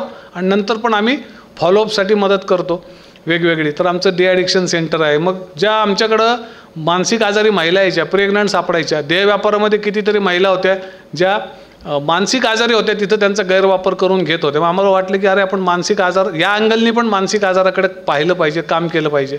महिलांबरोबर आपण पुरुषांना टाळू शकत नाही, त्यांच्याबरोबरही काम केलं पाहिजे. या सगळ्या प्रयत्नांना रिस्पॉन्स देता देता मानसग्राम नावाचा एक मोठा होलिस्टिक ॲप्रोचचा 5 एकर जागेतला प्रकल्प सुरू झाला. मग वेश्यांचं पुनर्वसन कुठं करणार, त्यांना राहायला जागा, HIV पॉझिटिव्ह लोकांचं पुनर्वसन कसं करणार. 40 एकर जागेमध्ये हिम्मतग्राम उभं राहिलं, तिथं डेअरी आहे, ॲग्रिकल्चर आहे, सेरिकल्चर आहे, अशा प्रकारचे उपक्रम आहेत. मग आमच्या मुलांना चांगल्या शाळाच मिळत नव्हत्या. ह्या प्रश्नाला तोंड कसं देणार. आम्ही 2008मध्ये इंग्लिश मीडियम स्कूल चालू केलं. आमच्या जवळपास 20,000 चौरस फुटांच्या इंग्लिश मीडियम स्कूलमध्ये पैसे लागत नाहीत आणि उत्तम दर्जाचं इंग्रजी शिक्षण मिळतं. इतकं उत्तम दर्जाचं की वर्ष 2022मध्ये T4 नावाच्या इंग्लंडच्या एका संस्थेनं जी जागतिक पाहणी केली, त्याच्यामध्ये ओव्हरकमिंग ॲडव्हर्सिटीज ही जी कॅटेगरी आहे की कठीण परिस्थितीतल्या मुलांना शिक्षणासाठी मदत करणं, ह्या कॅटेगरीमध्ये आमच्या शाळेचा नंबर 3रा लागला. आणि ज्या शाळांनी आम्हाला प्रवेश दिला त्यांचे अर्जसुद्धा तिथं क्वालिफाय झाले नाहीत, त्यांचे अर्जही कोणी ठेवून घेतले नाहीत. तर आपल्यावर अन्याय होतो, अत्याचार होतो, त्याला एक पॉझिटिव्ह रिस्पॉन्स, कन्स्ट्रक्टिव्ह रिस्पॉन्स हा आपण द्यायला पाहिजे. जो आपण अनुभव घेतो त्याचं रूपांतर आपल्याला प्रेरणेमध्ये करता आलं पाहिजे आणि ती प्रेरणा रचनात्मक असली पाहिजे. मग आमचा अँटी ट्रॅफिकिंगचा ड्राईव्ह मी तुम्हाला सांगितला.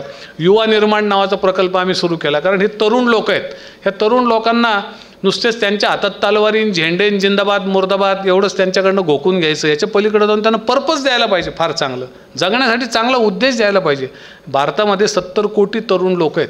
जर त्यांनी खरोखर ठरवलं की 5 वर्ष कशाचाच विचार करायचा नाही, फक्त आपण एका कुटुंबाची किंवा एका माणसाची जबाबदारी घेऊ जो दारिद्र्य रेषेच्या खाली आहे, ज्याला शिक्षण मिळालेलं नाही, आणि त्याच्यासोबत काम करू, तर साहेब या देशाला खरोखर महासत्ता व्हायला कोणाचीही गरज नाही, फक्त हे तरुण लोक करू शकतात. पण हे तरुण लोक का करत नाहीत? कारण त्यांच्या आता झेंडे आहेत, तलवारी आहेत, बंदुका आहेत. त्यांच्या डोक्यामध्ये व्हॉट्सॲपच्या माध्यमातून ह्या जातीबद्दल त्या धर्माबद्दल इतका द्वेष पेरून ठेवला आहे की ते त्याच्यातच घडले. मी आता कॉलेजमध्ये शिकवतो आणि मागच्या 30 वर्षांमधले, मी आता 29 वर्ष झाले मला, मी शिकवतो. मी सगळ्यात वाईट गोष्ट काय पाहतोय की कॉलेजच्या आतमध्ये विद्यार्थ्यांचे जातीप्रमाणे व्हॉट्सॲप ग्रुप झाले. मला वाटतं अरे ह्याच्यापेक्षा ह्या देशाच्या स्वातंत्र्याचा केवढा मोठा पराभव काय असू शकतो की आजही तुम्ही भारतीय नाहीच आणि तुमचे ग्रुप कशावरून झाले? आवडीनिवडीवरून, छंदावरून, खेळावरून होऊ शकतात, पण तुमचे गट पडायला लागले जातीवरून. आणि त्याच्यावर ह्याच्याबद्दल वाईट कॉमेंट, त्याच्याबद्दल वाईट कॉमेंट. म्हणजे आपण म्हणतोय की आपण फार विकसित झालो आणि प्रगतिशील झालो, पण खरोखरच आपण कुठं पोचलो आहोत आणि कुठं जाणार आहोत ह्याचा आपण विचार करण्याची वेळ आलेली आहे, सिरियसली आलेली आहे.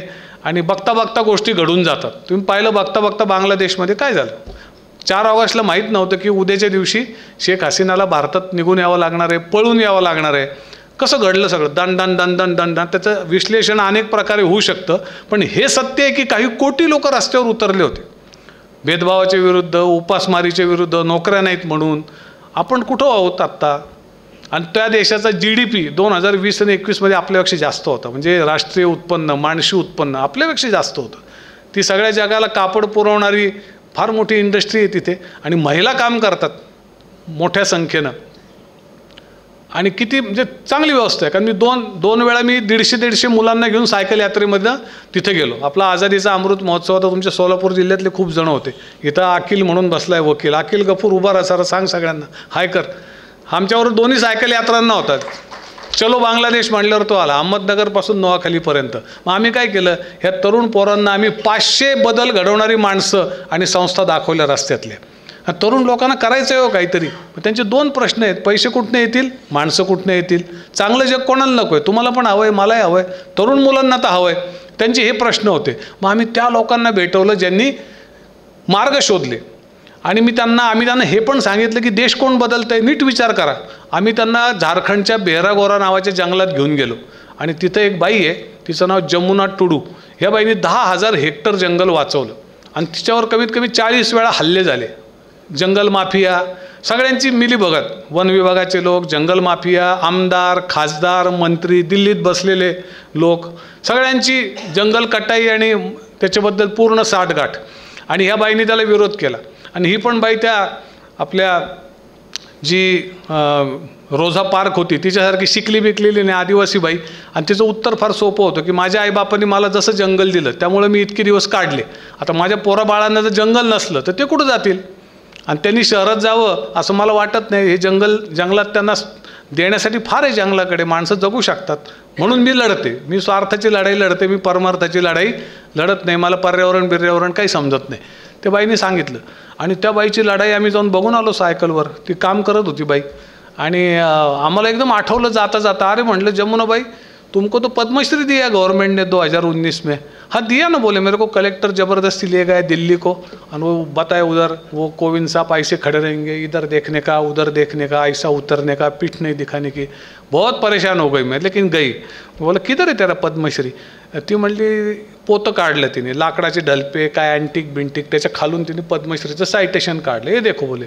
बोला बहुत अच्छा है तेरा जमुना पद्मश्री, तो ये लगा ले इधर. बोले इधर लगा के कौन आने वाला है देखने को? और मेरे को इससे कोई लेना देना नहीं है. तुमको अच्छा लगा होगा तो तुम्ही ले जाओ. पोरांना कळलं की देश कोण बदलतोय. कुणीतरी दिल्ली मुंबईमध्ये भयंकर माणूस, असा शक्तिमान माणूस असा बदलतोय का देश? की तिथले जंगल तोड थांबवतोय का तो? एक येडी अशिक्षित, माझ्या पोरांसाठी जंगल टिकलं पाहिजे म्हणणारी अशिक्षित बाई, ती तिथं प्राणपणाने लढतीये आणि ती देश वाचवतीये, ती देश बदलतीये. पोरांना कळलं अरे देश कोण वाचवते. ही सामान्य दिसणारे लोक जे आपलं काम प्रामाणिकपणे करतात, जे आपल्या इमानाला जपतात, जे आपल्या नैतिक मूल्यांना जपतात, जे आपल्या संस्कृतीला जपतात, जे आपल्या झाडांना जपतात, जे मनामध्ये कोणता भेदभाव ठेवत नाहीत, जे कष्टाला श्रम ही है श्रीराम म्हणतात, ते सगळे लोक आहेत ना जे वाचवत आहेत, जे बदल घडवत आहेत. मग या पोरांना आम्ही नवीन दृष्टी दिली. तो युवा निर्माण प्रकल्प आम्ही सुरू केला. आज भारतामध्ये जवळपास 200 प्रकल्प आहेत ज्यांच्याशी आम्ही कनेक्टेड, आणि तरुण पोरं उत्तम काम करत आहेत. फक्त त्यांना करू दिलं पाहिजे. त्यांचा सगळ्यात मोठा डिस्टर्बन्स आहे की हा जो सगळा सामाजिक आणि आर्थिक विकासाचा अजेंडा आहे तो विस्कटून त्यांना जातीयुद्धात, धर्मयुद्धात, वर्गयुद्धात, भाषायुद्धात, द्वेषाच्या युद्धामध्ये सारखं ढकललं जाते. आणि मग आपल्या सिव्हिल सोसायटीने काहीतरी रोल केला पाहिजे याच्यामध्ये. तरुण पोरांना त्यांचं काम करू द्या. त्यांना देश बदलायचे, स्वतःचं जीवन बदलायचे, बदलू द्या. त्यांच्या डोक्यात चुकीच्या गोष्टी, चुकीचे विचार, हिंसाचार, द्वेष घालू नका. याबद्दल आपल्या सिव्हिल सोसायटीने काहीतरी मागणी केली पाहिजे. आम्ही युवा निर्माण प्रकल्प चालवतो, दरवर्षी कॅम्प्स घेतो. आणि या वर्षीच्या कॅम्पमध्ये आमच्याकडे आले होते माननीय भगवानजी रामपुरे साहेब, आणि त्यांनी इतक्या चांगल्या गोष्टी सांगितल्या. त्यांनी सांगितलं की जीवनामध्ये कला पाहिजे. एकदा तुम्ही लोकांच्या जीवनामध्ये कला, संस्कृती ह्या गोष्टी आणल्या की लोक असंस्कृत वागत नाहीत. लोक निसर्गाशी एकरूप व्हायचा प्रयत्न करतात. लोकांकडे कलात्मकता येते. हिंसेचा लोक त्याग करतात. छोट्या छोट्या गोष्टी त्यांनी लोकांच्या मनामध्ये अशा बिंबवल्या. आमचा एक प्रकल्प आहे स्नेहाधार हेल्पलाईन. डोमेस्टिक व्हायलन्स, सगळ्या प्रकारच्या अत्याचारांबद्दल आम्ही डे नाईट एक हेल्पलाईन चालवतो. अख्ख्या नगर जिल्ह्यात आहे, पुण्यात आहे, सिंधुदुर्गमध्ये आमचा एक प्रकल्प आहे, ठाण्यामध्ये आम्ही पर्यावरण आणि मियावाकी जंगल 40 एकर जागेमध्ये करतो आहे. हे सगळं समाजाच्या सहयोगातून करतो आहे. आमचं स्वतःचं रेडिओ स्टेशन आहे 90.4 FM, आणि त्याचं कमीत कमी 4-1 लाख लोक त्याचा लाभ घेत असतात आठवड्यामध्ये. आणि सामाजिक बदलाचे विषय, प्रबोधनाचे विषय, तरुणाईला देशाचं वास्तविकता समजून सांगण्याचे विषय त्याच्यामधून आम्ही देतो. आणि सामान्य माणसांच्या सक्सेस स्टोरीजसुद्धा आम्ही त्याच्यामध्ये देत असतो. तर अशा सगळ्या शेकडो बदलाच्या गोष्टी आहेत. आमच्याबरोबरच्या कार्यकर्त्यांनी असंख्य कामं सुरू केली आहेत. शाळेमधला शिपाई अनंत झेंडे, त्याला असं वाटलं की या फाशीपारधी मुलांची फार वाईट अवस्था आहे. सगळंच काम स्नेहालय करत नाही. स्नेहालय म्हणतं की बरीचशी कामं ही दुसऱ्यांनी केली पाहिजे, आम्ही त्यांना मदत करतो, आणि ते आमच्यासाठी स्नेहालय असतं. अशा अनेक संस्था स्नेहालयाने उभ्या केल्यात. त्यांची मातृसंस्था म्हणून स्नेहालय काम करतं. तर या अनंत झेंडे नावाच्या शाळेतल्या शिपायाला वाटलं की पारधी मुलांसाठी काही केलं पाहिजे, कारण ती दुसरी जनरेशनसुद्धा गुन्हेगारीमध्ये ढकलली जाते, शिक्षणापासून वंचित राहते. आज त्याच्या संस्थेमध्ये 20 वर्षामध्ये मागच्या त्यांनी काम केलं. आज त्याच्या संस्थेमध्ये 200 मुलं जीवन त्यांचं बदलते. त्या ठिकाणी तो शाळा चालवतो, रोजगाराचं कौशल्य चालवतो. आता मुलींचं हॉस्टेल बांधले. एक मुलगा होता आमच्याबरोबर काम करणारा, तो ऊसतोडणी कामगारांच्या समूहातून आलेला होता, आणि त्याला वाटलं की हे ऊसतोडीसाठी आईवडिलांबरोबर मुलं जातात, त्यांना थांबवलं पाहिजे, शिक्षण दिलं पाहिजे. आणि तिथं सामाजिक प्रश्न भयंकर आहेत. बालविवाह प्रचंड संख्येने होतात ऊसतोडणी कामगार, त्याच्यावर काम केलं पाहिजे. त्यांनी उचल फाउंडेशन नावाची संस्था काढली. स्नेहालयाने आपली जागा शेवगावमधली त्याला दिली, तिथं काम सुरू केलं. एकाने मतिमंद, ऑटिस्टिक, मानसिक आजारी मुलांसाठी बेळगावमध्ये आम्ही काम सुरू केलं. मग तिथल्या पालकांना एकत्र करून एक स्पर्श नावाची संस्था सुरू केली. नरेश पाटील म्हणून आहे तिथे, तो काम करतो. मी तुम्हाला अशी शेकडो उदाहरणं सांगू शकतो.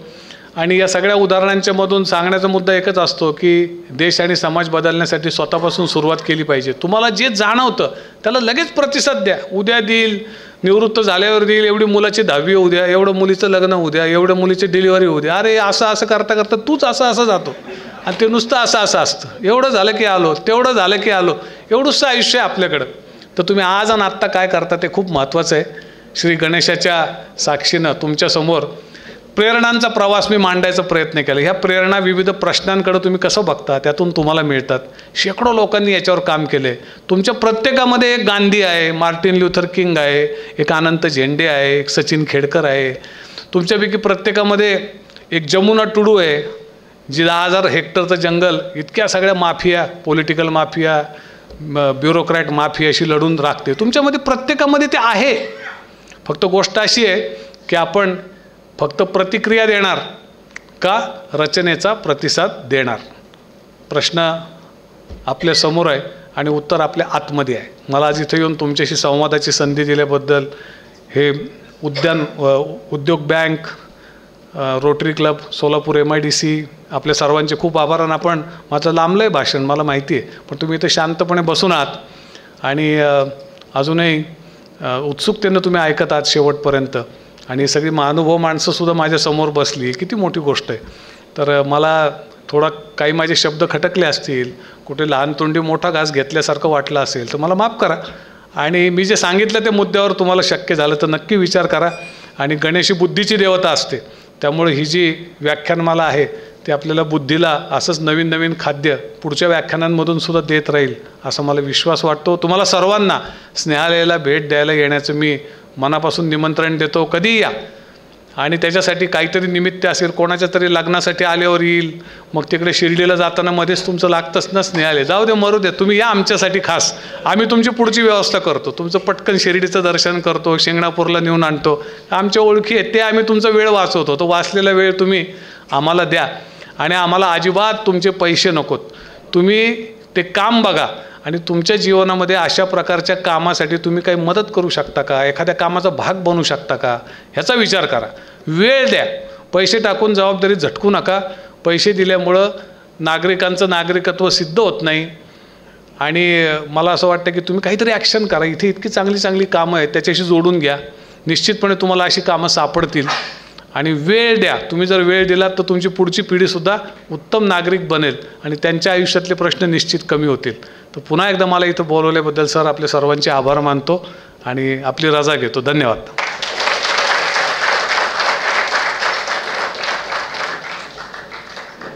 धन्यवाद सर. एक 2च मिनटात आपण बसूयात. इतका वेळ थांबलोय, 5 मिनटामध्येच थांबायचं आपल्याला. एका 100% वेड्या माणसाची 100% वेडी गोष्ट ऐकल्यानंतर 100% वेड होण्याची वेळ आपल्यावर आलेली आहे त्या ठिकाणी. सर चांगल्या अर्थाने बोलतो मी. सरांसाठी जोरदार टाळ्या. सलग 1.5 तास 120 मिनिटं जास्त वेळ सरांनी आपल्याला मंत्रमुग्ध केलं त्यांच्या त्या कार्यकर्तृत्वाच्या माध्यमातून. एक आगळंवेगळं वैशिष्ट्यपूर्ण असं कार्य चाललं आहे. नक्कीच आपण संधी मिळाल्यास आपण स्नेहालयाला अवश्य आपण भेट देऊयात. रोटीचंही काम तेच आहे, सामाजिक ह्युमॅनिटेरियन वर्क आम्ही करतो आहे, तेच त्या सरांचं मोठं काम झालेलं आहे. Sir thank you so much. आणि वेळ झालेला आहे. आपण आज थोडंसं प्रश्नोत्तराचं आज घेणार नाही आहे, त्यापेक्षा एकच प्रश्न सर, एकच प्रश्न प्लीज. कृपया आपण थोडंसं वेळाचं बंधनाचं पालन करूया आपण प्लीज. यस. माझा प्रश्न असा आहे की आपले हे आता सध्या भूतकाळाचं काय, आता वर्तमान काळाचं काय, पाहता आपले फ्युचर प्लॅन्स काय याबद्दल आपण सांगावं. कृपया बसून घ्यावं. 2च मिनिटात जर कार्य जमतं नाही, कृपया. 1च मिनिटाचा सर या.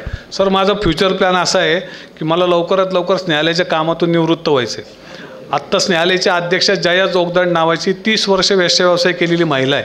आत्ता 13 महिला मिळून हे स्नेहालय चालवतात. पण मला तिथं जायचं पण नाही अशी माझी इच्छा आहे. आणि मला लोकसंख्या विषयावर काम करायचं आहे आमच्या टीमला. कारण आपण आता इतकी कामं करतो आहे आणि ते सगळं गळकार अंजण भरतो आहे. कारण ही आवाढव्य लोकसंख्या आहे आणि कोणताही पक्ष आणि कोणताही धर्म लोकसंख्येच्या विरोधात काहीच बोलायला तयार नाही. तर मला असं वाटतं ज्यांना समज आहे थोडीशी, पुढच्या पिढीची काळजी आहे, अशा लोकांनी घेऊन लोकसंख्येच्या विषयावर काम करायचं. दुसरं सामाजिक ऐक्यावर काम करायचं. कारण ज्या देशामध्ये लोकांचे म्हणजे म्हणायला हा फक्त भारत देश आहे, पण आपण सगळे जातीच्या आणि धर्माच्या तुकड्यामध्ये इतके तुटलेले लोक आहेत ना, तर या ठिगळाची ही गोधडी आहे सगळी. या गोधडीची नीट चादर बनवायला लागेल. आणि ज्या समाजामध्ये भांडणं दंगली होतात तो समाज आर्थिक प्रगती करू शकत नाही.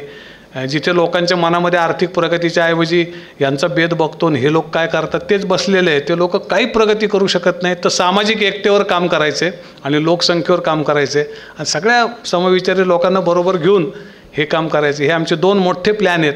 आणि हे सगळे जे आमचे प्रोजेक्ट्स आहेत हे सगळ्यासाठी आम्हाला सक्सेसर शोधतो आहे. आम्ही चालवणारे चांगले लोक शोधतो आहे. कोणी असतील ते कुठल्याही जातीचे धर्माचे पंथाचे, दे आर ऑल वेलकम. त्यांच्या हातात ह्या चाव्या आम्हाला, जसे आम्ही आता आमच्या महिला संस्था चालवत आहेत तशी ही संस्थेचं आम्हाला एक प्रकारचे हँडओव्हर करायचं आहे. आमचे माजी विद्यार्थी खूप चांगलं काम करतात. म्हणजे आम्ही आता फार कमी निर्णय घेतो. जास्तीत जास्त निर्णय आमच्या इथं 25 वर्षांचे लोक घेतात, जे आता नवीन येणारी पिढी आहे. आम्ही फक्त पाठीमागं बसून शाबास विचारला तर सल्ला द्यायचा, निर्णय तुमचा, जबाबदारी तुमची, या मोडमध्ये आम्ही आहोत. आणि 2 मोठे विषय ज्याच्यावर आपल्याला खूप काम करावं लागणार आहे. थँक्यू. धन्यवाद सर. आमच्या सोलापूरकरांकडून आपल्याला स्नेहालयाला मनपूर्वक शुभेच्छा. आपलं कार्य असं उत्तम वाढत जावं ही नम्र विनंती आहे. तर ओके बोलतो मी अध्यक्षांना विनंती करतो कृपया त्यांनी वोटात प्लॅन्स करावं त्याकडून.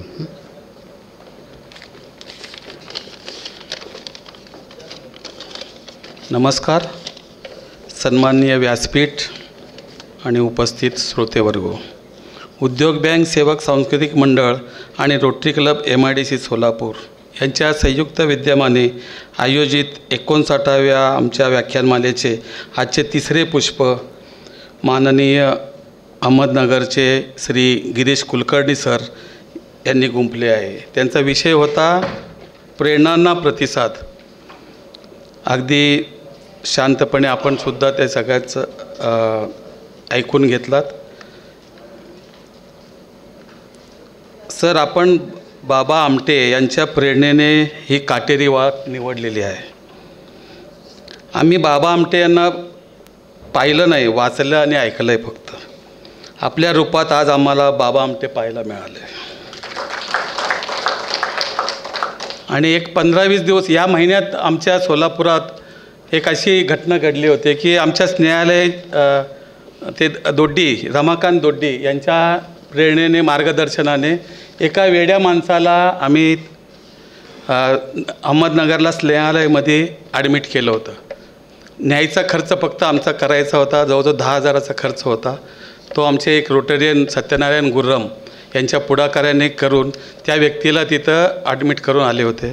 तो व्यक्ती आज अगदी चांगला होऊन आलेला आहे. अगदी वेडा मानून तिथं नेऊन ठेवलं होतं त्या माणसाला. 1 वर्षभर त्यांनी जवळजवळ 15 ते 20 शर्ट घालून गावात फिरत होता आपल्या सोलापुरात. त्याला वेडा म्हणून लोक मारत होते किंवा काही हे करत होते. आपल्याच एरियातले घेंट्याल थिएटरच्या एरियातच तो राहत होता. तर हा एक उदाहरण आपल्या एवढ्यात आणि मीडियामध्ये आलेलं आहे. आपल्या वर्तमानपत्रातसुद्धा फोटोसहित सगळं आलेलं आहे. तर सर, असेच आपल्याला आज त्यांचं मार्गदर्शन सगळ्यांना भावूक करून सोडलेलं आहे. सर, आमची रोटरी जगात जवळजवळ सर्व देशात आहे. आमच्या रोटरीचे कार्यसुद्धा आपण जाणून आहात. आमच्या रोटरीकडून आपणास मदत करण्यासाठी आम्ही नक्की विचार करू सर.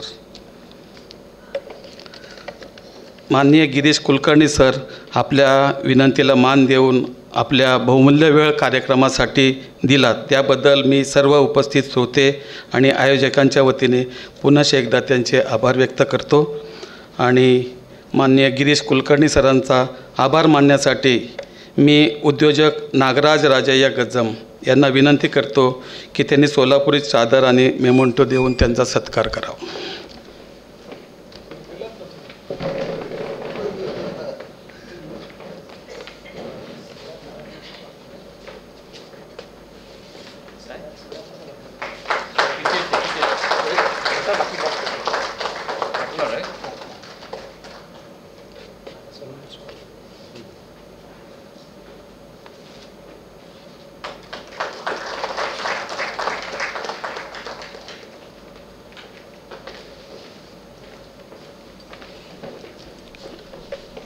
तसेच आजचे स्पॉन्सरर युवा उद्योजक नागराज गज्जम यांचेसुद्धा आभार मी आमचे pass president Shri Navnath Indapure sir यांना विनंती करतो की त्यांनी मोमेंटो देऊन त्यांचा सन्मान करावा.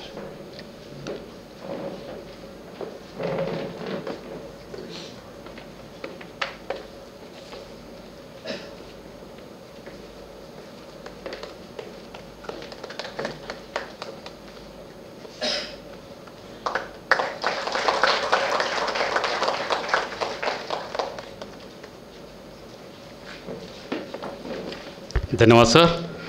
आमच्या विनंतीस मान देऊन आपण या ठिकाणी आलात आणि या सभेची शोभा वाढवलीत, आम्हाला मंत्रमुग्ध केलात, त्याबद्दल सर्व सोलापूरकरांच्या वतीनं पुनश्च आपले मनापासून आभार. आणि जाण्यापूर्वी एक अनाऊन्समेंट अशी, ड्रीम फाउंडेशनच्या वतीनं काशीनाथ बदगुंडगी यांच्या वतीनं स्नेहालयाच्या विद्यार्थ्यांसाठी मिळून सोलापूरची सोबत भाकरी आणि पिठलं, फक्त भाकऱ्या, कडक भाकऱ्या आपण त्या ठिकाणी त्यांना देणार आहेत. मी तर विनंती करतो त्यांनी त्यांच्याकडे सुपूर्त करावी कुलकर्णी सरांच्याकडे. ओके. एक मिनिट. या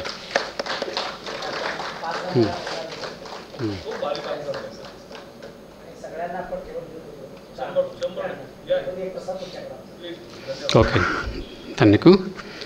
आणि मी अध्यक्षांना विनंती करतो की त्यांनी आजच्या कार्यक्रमाची समारोप करावा. यस, धन्यवाद.